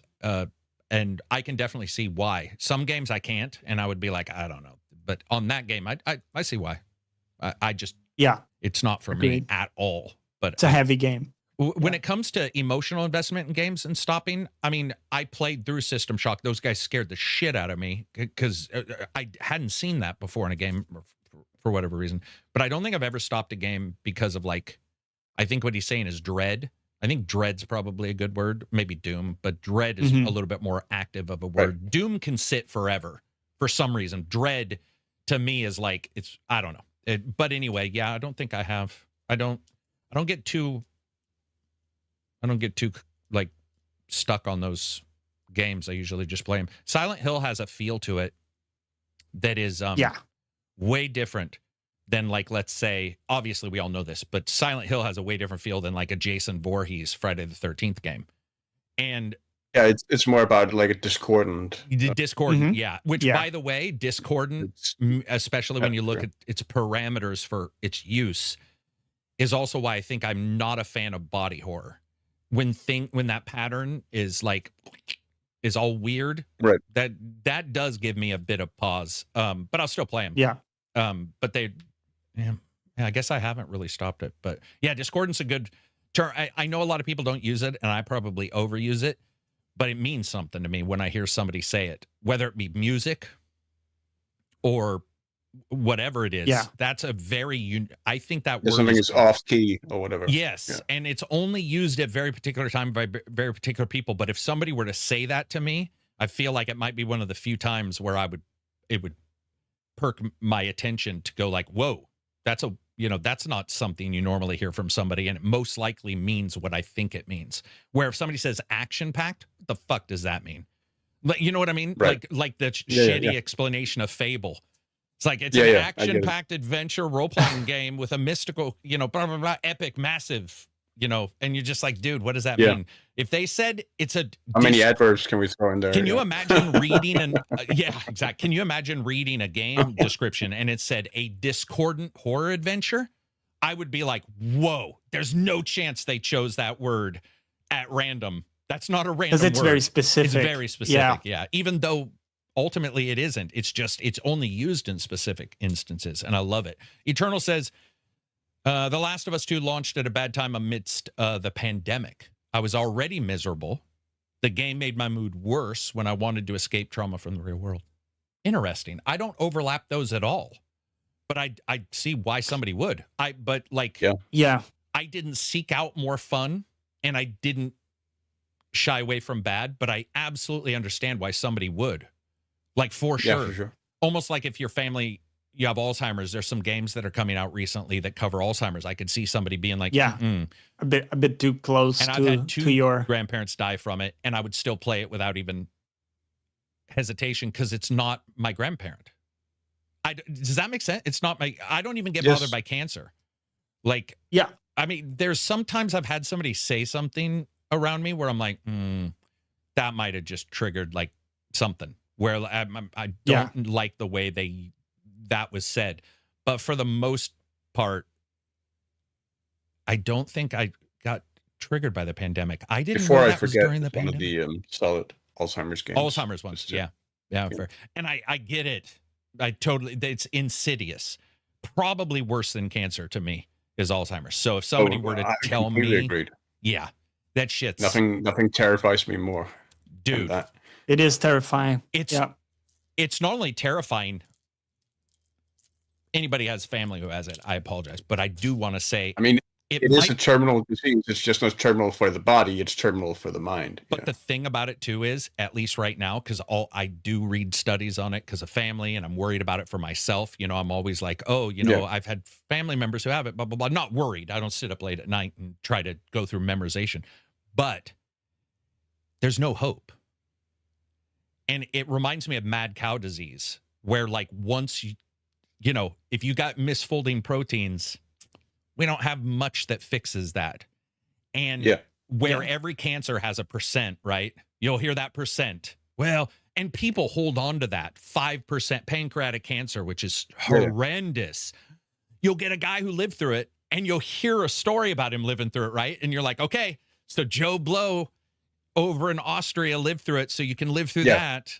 But you look for any fig leaf you can hang on to. Yeah. Exactly. And in particular with Alzheimer's, the one thing that I noticed is even worse than cancer is I don't think I've ever seen anything affect families worse in my life. No, And I've lived through some heinous shit. Yeah. And that was beyond heinous. It was a horror movie. I was just like, okay, that's the worst thing, I think, without being in a war-torn environment, because I certainly don't want to. That's legitimately that's tragedy, because you're losing the person, We have a dog. Yeah, and not Well, only- they're still not- there technically. Well, but yeah, and not only are you losing them, they're becoming somebody else.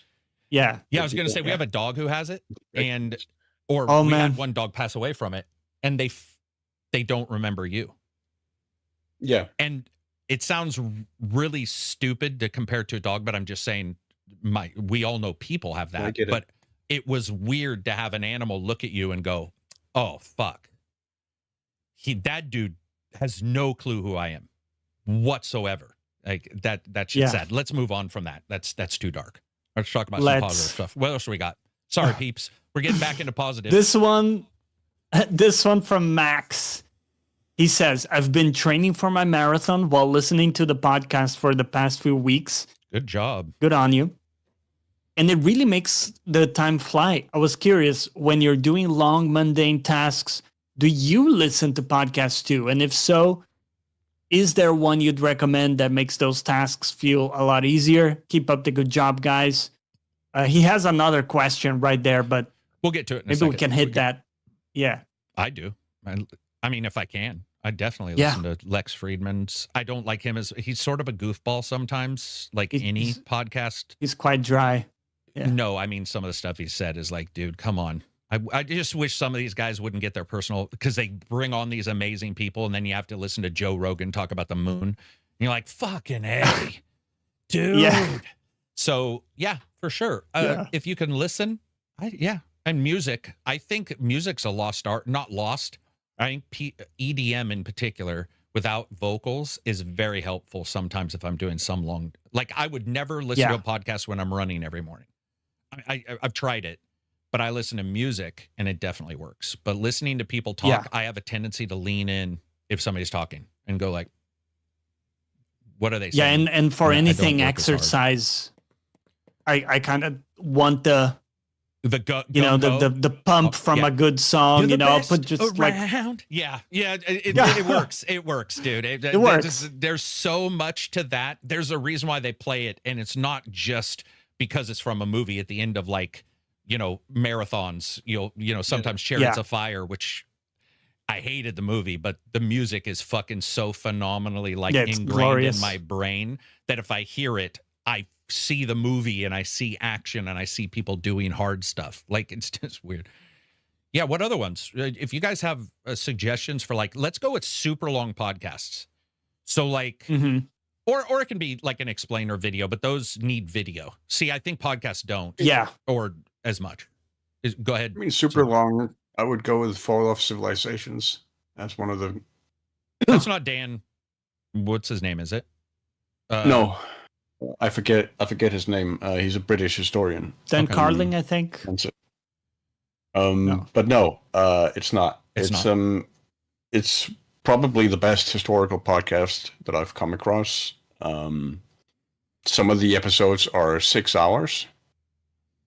It's just it's brilliant the way it's edited. It's they use a lot of local voice actors to read historical documents, so you get them read in the original language, the original dialect, and then there's a translation of that. That's cool. Which does a lot to really sort of put you in the time and place where these civilizations were, and give you a sense of what the culture was like and how they lived, and they have episodes on everything from the Inca to the Inca Empire to the Assyrians, and it's and they've even on their YouTube platform, they've even transitioned their podcast into a video documentary where they accompany the podcast with actual video footage that's also of incredible quality. Just overall very, very impressive production. I think it's that podcast in particular might be difficult for multitasking, just because it does require a certain level of focus to listen. A little bit of focus. Yeah. And it's also because the episodes are so long, you tend to have to break them up in terms of listening to them. I see what you mean. Yeah, because unless you're running a marathon, it can be a bit much to listen, to sit down and listen to it for 6 hours. But it's very, very impressive. Fall of Civilizations. Fall of Civilization. What about you, Johnny? Yeah, I do a ton, and I have them on rotation, so it depends on mood and stuff. There's this guy, Ramesh Rangatan. He's a comedian guy. He has some fun podcasts, fun guests to listen to and stuff. On the science, I like Sean Carroll. He has one called Mindscape that's pretty good because he takes on people of all walks, from like sciencey people to artists and just like really different stuff. And then he has his own perspective as an astrophysicist, which is nice. And then there's one guy called Mike Ezratel. He's like this big gym guy, but he has one side channel where he talks about AI a ton, and I find that interesting. I don't always agree, but I like to hear his perspective on some of that stuff. Yeah, just a few examples. And I think I've given mine already, but yeah, I mean, it would be Kyle Hill, Lex.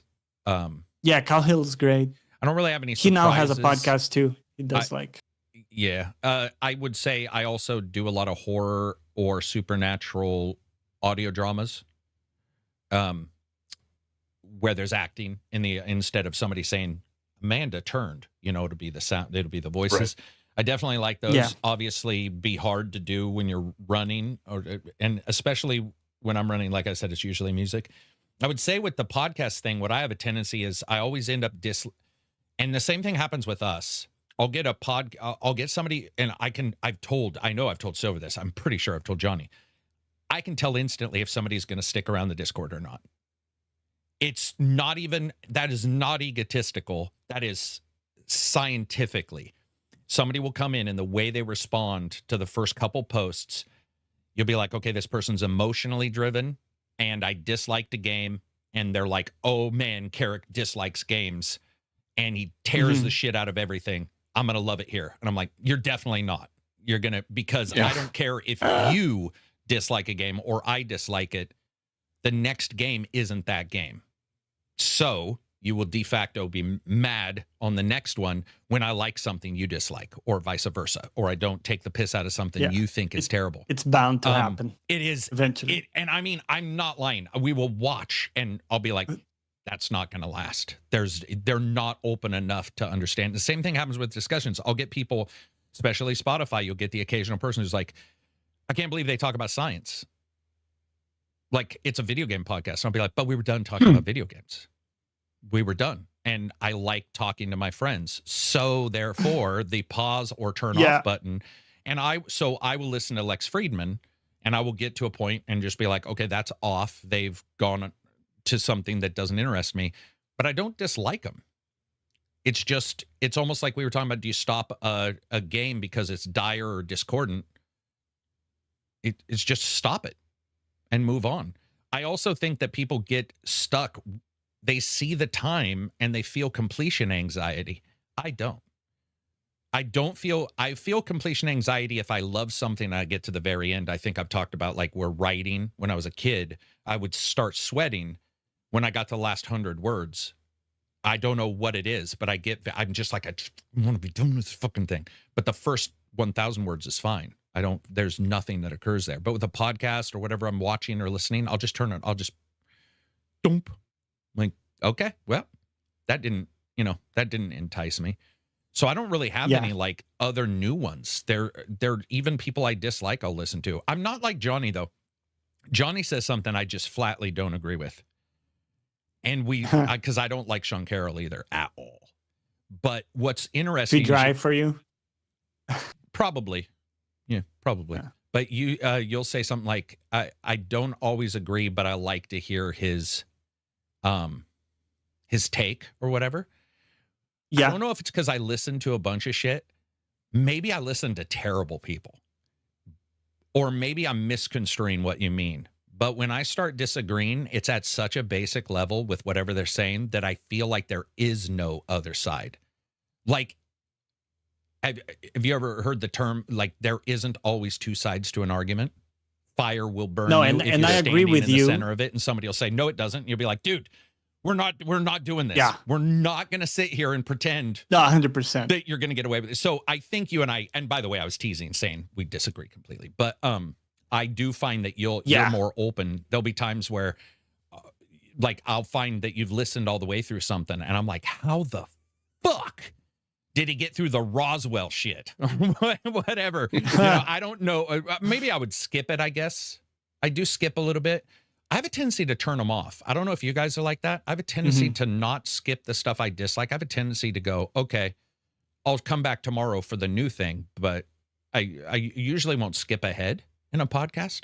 Maybe it's because I'm worried that there is something there that I now won't understand, even if it was the part that I disliked or something. No, but I would say I need to agree enough with the person's takes that I would listen to them, because, like, if you're just Andrew Tate, I'm not gonna spend my attention listening to, and I don't want to, get the chat riled up if some people like that guy. I'm just saying I disagree so much with his perspective on everything that there wouldn't even be a point of interest for me. Or have you ever caught yourself? These guys. Oh, go ahead. Sorry. Yeah. No, I'm just saying, these guys, it's like there's enough overlap. Have you ever caught yourself disagreeing with somebody so much that you're listening to in one of these that even if you agree, you feel like you can't trust the agreement? Does that make sense? Because that pops up to me. I'll be like, okay, it's we agree on this, but I dislike this everything about you. So general blob of discuss or person or thoughts so much that even if we agree, I'm like, it's still difficult. But I'm also pretty open to listening to anything. So when I say I disagree with somebody, I think I am talking about the things that are so basic that most everybody would be like, yeah, that person's just a fucking loon. We got a super chat too. I want to read this. This is from Manny. Manny, thank you very much. As always, super chats, it's what keeps us alive. Manny 30023. $10 super chat. What makes a game replayable? Have a good one, guys. Well, damn, that's the drop of a question that I don't even know if that's answerable. What makes a game replayable? Or should it just be that the human who's playing it? Yeah, right? I mean, fundamentally, there are games that are made to be replayable, and then there are games that aren't, but might be, in spite of the fact that they aren't made to be that way, but are replayable because you enjoy playing them. Yeah. So, like that homie's example about XCOM, not necessarily like the most replayable game per se, but you just enjoy the gameplay, right? You just want to XCOM, he gave an example as not being replayable very much. I feel like XCOM is he said it was, like he was going back to that. I definitely agree that, like, because no two campaigns in that game really play out. Yeah, it does play different. Yeah, that's what I thought too. I thought I misheard it. I thought the person was saying that XCOM isn't replayable, and I was like, it's one of the most replayable I guess for games. me it wasn't, but I get it that it is. Well, you experienced it and you're done. Right? I was thinking more. Yeah. But then again, we always talk about how some RPG games are technically replayable because you can make different choices and stuff, like Baldur's Gate. Yeah. But a couple of us, or maybe even all of us, didn't really replay that game. Yeah. So there's a weird implication there that it's not as simple as, is it replayable in theory? There's something practical that incites you to replay a game. Well, let me that's maybe not ask repeatable. You this, Johnny. How about this question? Let's get the chat fired up. I'm just joking. Let's not. But I will never, ever, and I liked the game, play Expedition 33 again. Okay. Ever. I think I won't either. I don't even. There's a negative desire. But I played it and I beat it and I was like, okay, this is enjoyable. But that is an RPG that has, I guess, a pretty linear story overall, but you can go different ways. You can kill some other bosses. There's some stuff that you would call optional There is absolutely no chance of turning that on again or installing Yeah, it. and you could get a different ending, you know. True. That could be a reason for someone to replay it, but yeah, I think it's the person, not the game. The person can choose what they want, and you know what's replayable to them, right? Like ultimately, that's all that really matters is the person, not the game. That is a weird question though, because it sounds easy, but it does. But it's a type of person too. I have a friend who replays Baldur's Gate every year, and they have, you know, a new campaign every year, and they enjoy that. Baldur's Gate. I used to replay the original Mafia game every year, like for like 10, right, 14 years. I mean, Baldur's Gate 3. But I mean, it hasn't been out that long for him to play it. No, but consistently, like once or twice a year, they do a new run in the game. That's a lot. That's a big investment, man. Like that's just an investment in I don't know. That seems, I guess because it's out recently, I don't think of the game being replayable as much. So maybe in 2 years or something, the chance of Baldur's Gate being more replayable is probably much higher. I just need some distance from it for its length. Also, I like Baldur's Gate a lot for the mechanics. Maybe this was just me. No, it's never just you. You know what I mean?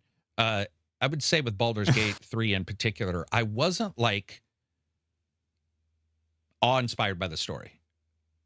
And that doesn't mean it was bad at all. It wasn't. I just mean there was nothing in there that I was like, oh my God, this happened. It was like, maybe it's because I felt like most of my choices made sense.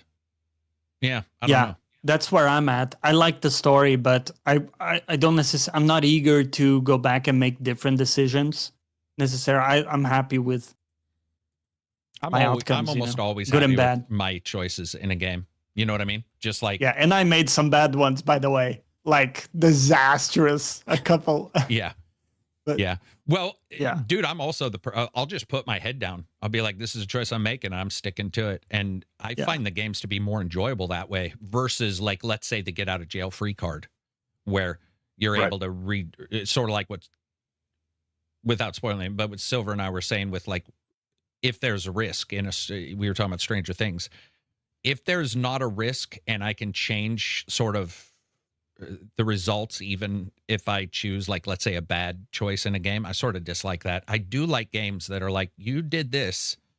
A little bit of tension, right? Yeah, you did this. And regardless, for example, I love when a game warns you when you make a choice, like in Life. I might be why I like Life is Strange so much, but I'm playing Double Exposure right now. And it warns you. It's like, okay, it's great that you want to kill this person or not help this person, but we just want to tell you, this is a massive choice you're making right now. I'm okay with that. And you can turn that warning off. But I love that feeling of like, because it just, this is a big moment. That's a big moment. And it's going to make an impact. And how many games do we play where they say it's a world setting RPG where a player has a shit ton of choices and you play and you talk to people at the end and you all did the exact same fucking stuff. Do you know a game, by the way, that really burned me?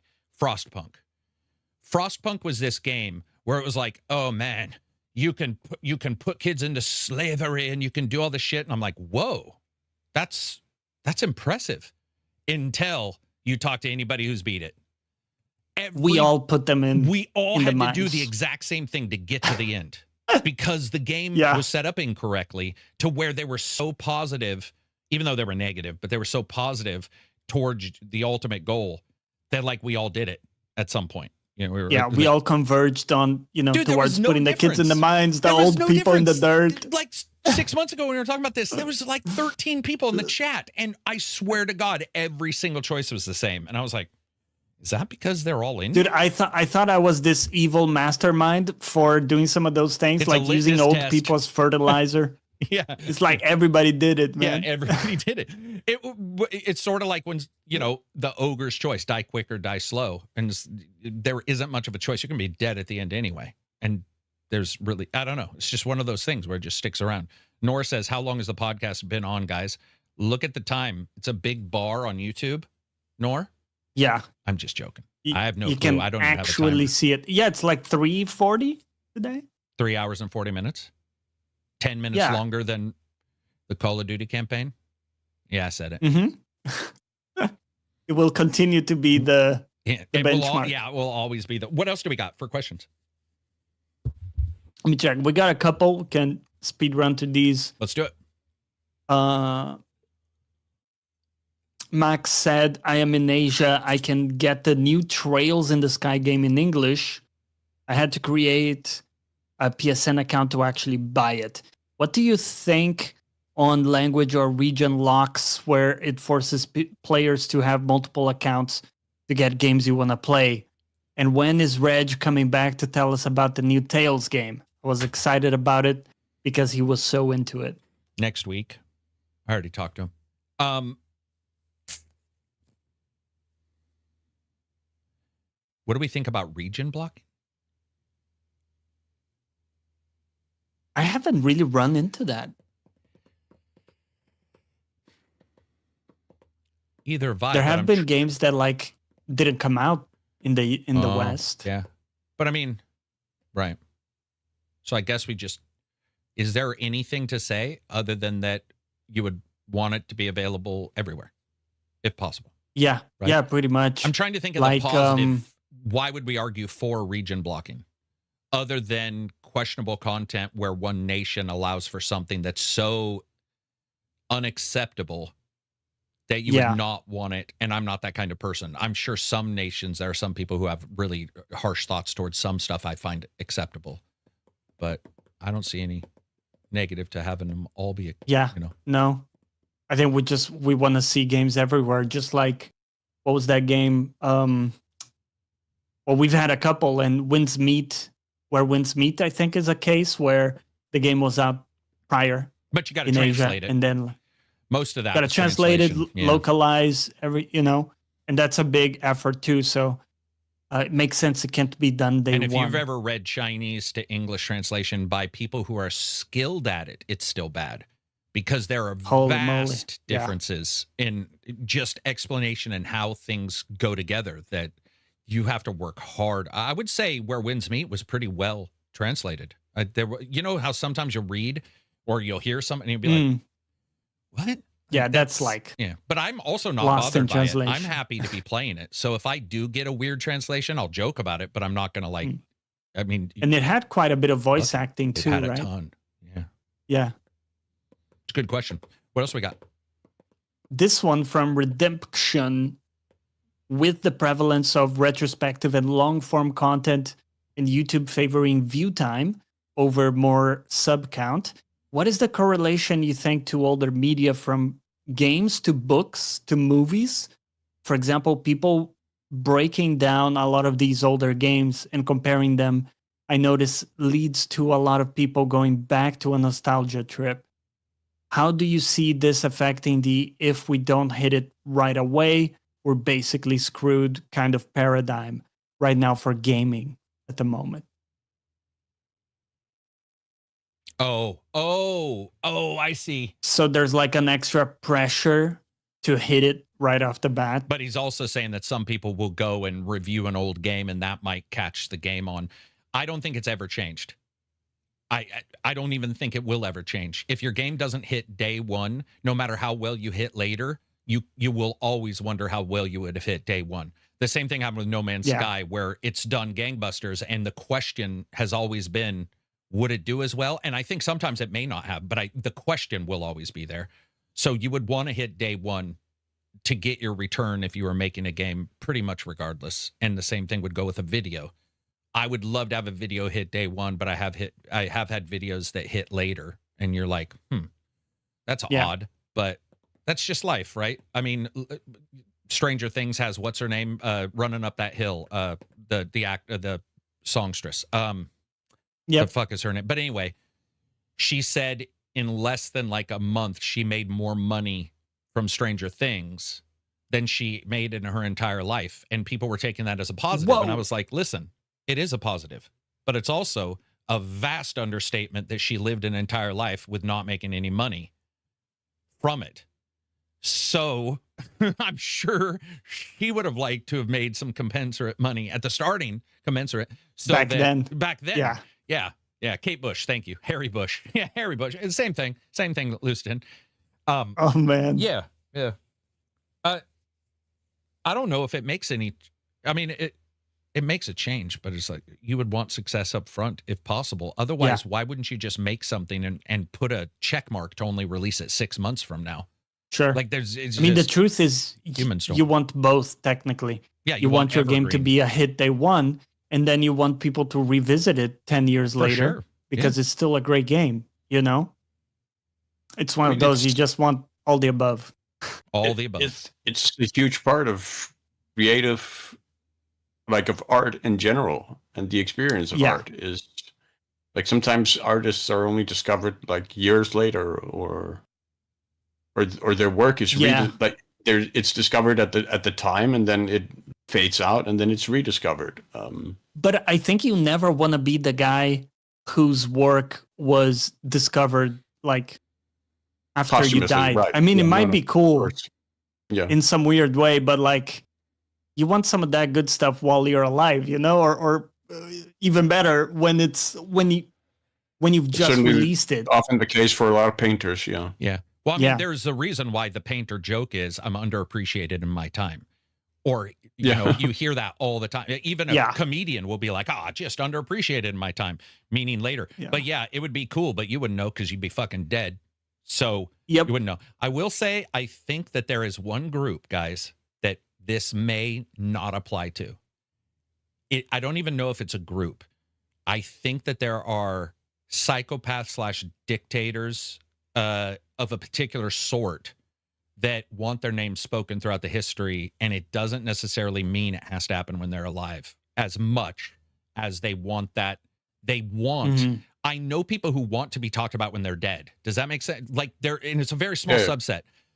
Because there's the story that a person dies twice, when they die and when their name is last spoken. Like that's your true death, when your name is lost and it's you want to leave a mark again. Or some people.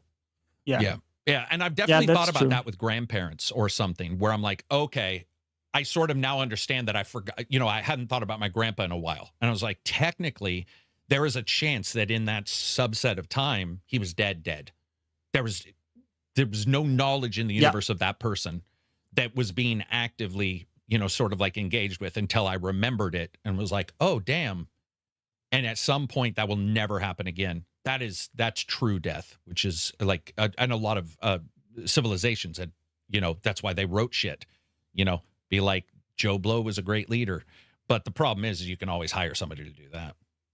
You can always, I would say there's probably some YouTubers that I know that are probably that egotistical, that are like, I want to be talked about when I'm dead. And I'm like, dude, you're not. And you're not going to know in advance whether or not, it's weird. People will discover you later. It's like, that would be weird. That would be time travel if you knew in advance. That would be a shitty bet to place too. Yeah, because it's one you can never if you won, go to collect. And who's winning? I would say, okay, that's the other group. So psychopath dictators who want that. But I would say some parents prepare for when they're dead and for their kids. I don't have kids, so I can't say if I would. But I definitely have met parents who not only are living for the kid while they're alive, maybe even less so while they're alive, but when you talk to them, their entire focus is on making sure their progeny, their kids' are taken care of when they're dead. And so that person is definitely, success for them would be not while they're alive. It's not as important. It's when they're dead, and that whatever they did, that legacy, helps their children or whatever. That's self-sacrificing person anyway. But yeah, good question. What else we got? Yeah. Last one here for today. Max says, I see Silver has a box of Odyssey. Is it just me, or that the music on the main screen of the game plus the world in that Assassin's Creed was so good even today? The brightness and colors of the world hit so differently compared to most games today. Been playing it again, and the map, even though it's big, it's so well done, which makes exploration so much more interesting than Shadows, as regions have different feel to each. And with historians on YouTube using Assassin's Creed to teach about historical places, such as Greece, are there any games you guys know that use historical locations with similar educational guides? I mean, certainly Origins does. Yeah. Prior to Odyssey, it has the whole historical tour aspect of the game, right? That you can go into, which is its own separate thing. I'm gonna Yeah, personally they've done it in a say few games. I personally feel most of the war games are better at history than any game, because you'll get a war game and you'll click on an airplane and it'll give you the history of the airplane, who invented it, that text blurb. And so, like, I actually think those are the best examples ever, especially like a World War II game where they're, you click on something, they'll tell you every single thing about I love that kind of lore dump if I have the time. Yeah. Odyssey, or like Odyssey's color scheme is definitely contentious, because I know a lot of people, including myself, did not like the color scheme. I didn't. The golden hue thing was not necessarily, in fact, I would say it anti-attracted me. It definitely repelled me a little bit. I like it now. I love it. It's one of my favorite ones of all time, but it took a while to get accustomed to I don't know what it was. Just, it didn't appeal to me like some of the others. But it also helps that it's set in one of the most beautiful places in the world, with the Mediterranean. Might have been why I didn't like it, is just because I'm not, it is beautiful. But that type of location doesn't interest me in my real life. So maybe that's why. Yeah. Because Origins, I'm sure some people like Egypt, so that attracts them more, vice versa. Odyssey felt ultimately like it wasn't tied to one thing as well. So it took a while for me to understand what it really was, where you were going to adventure, where, let's be honest, if you're playing Shadows, you're pretty much going to know where you are, as in this contained area. I think all the Assassin's Creeds are great at that. I mean, yeah, like the Vatican one. The Syndicate, I saw. I forget if it was Rome. Yeah, I saw the lady do the Syndicate walkthrough. The one in Rome. She was just walking through Syndicate, and she was like, actually, most of this is, other than not enough horse poop, I think was her big complaint. She said most of this is actually pretty accurate. There's always going to be gamified elements, but yeah. And they did a good job in Syndicate with London. It was actually quite decently recreated. Yeah, they do a good job with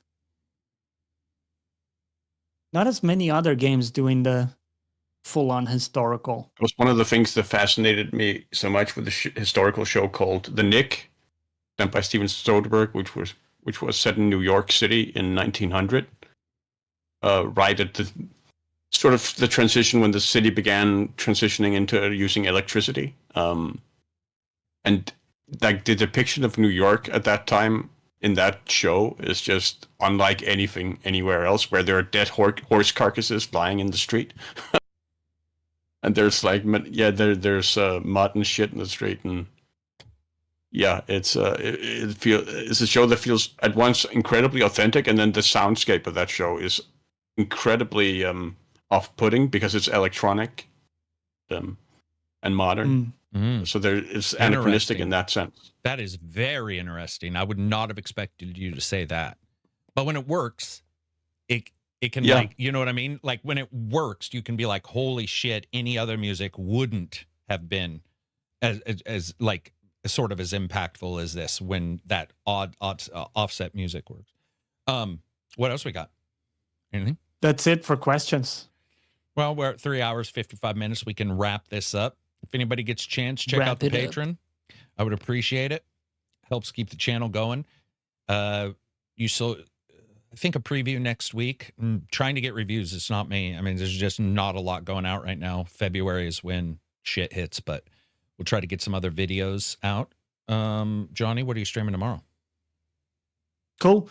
Tomorrow, probably some League. It's new season, so brand new year in League. A bunch of new stuff in there to explore. So, what's like a bunch of stuff? Characters? Do they do different characters? We have a new champion. We have, I think, like 5 new items or something, which is pretty big for the game. And then like new map refreshed. Yeah. Very cool. Like a lot of changes to the gameplay. Yeah. It's pretty cool. That'll be it for us. I want to say thanks to everybody who threw in questions and super chats. It absolutely helps. The questions in particular were very good this podcast. Not that they've been bad prior, but they were more complex than I thought, which was actually very fun to do. I really enjoyed those questions. We'll have to make sure that, I mean, maybe I'll have to look at how we got people to put in those. Yeah, I don't know what it was, but it seems like there was some. Well, you did give away some codes, and I think you said people did who I post say if you also have a I chance? Said DM me or post, and I'll count posts in there. But I just mean the questions content was better, not better. Yeah, they were really thought out today. There were some really good ones in there. Anyway, that'll be it for us. This will go live on Spotify and iTunes in probably 1 hour, and same ad-free on Patreon. Peace out, everybody. Have an excellent weekend. Happy New Year and take care. See ya.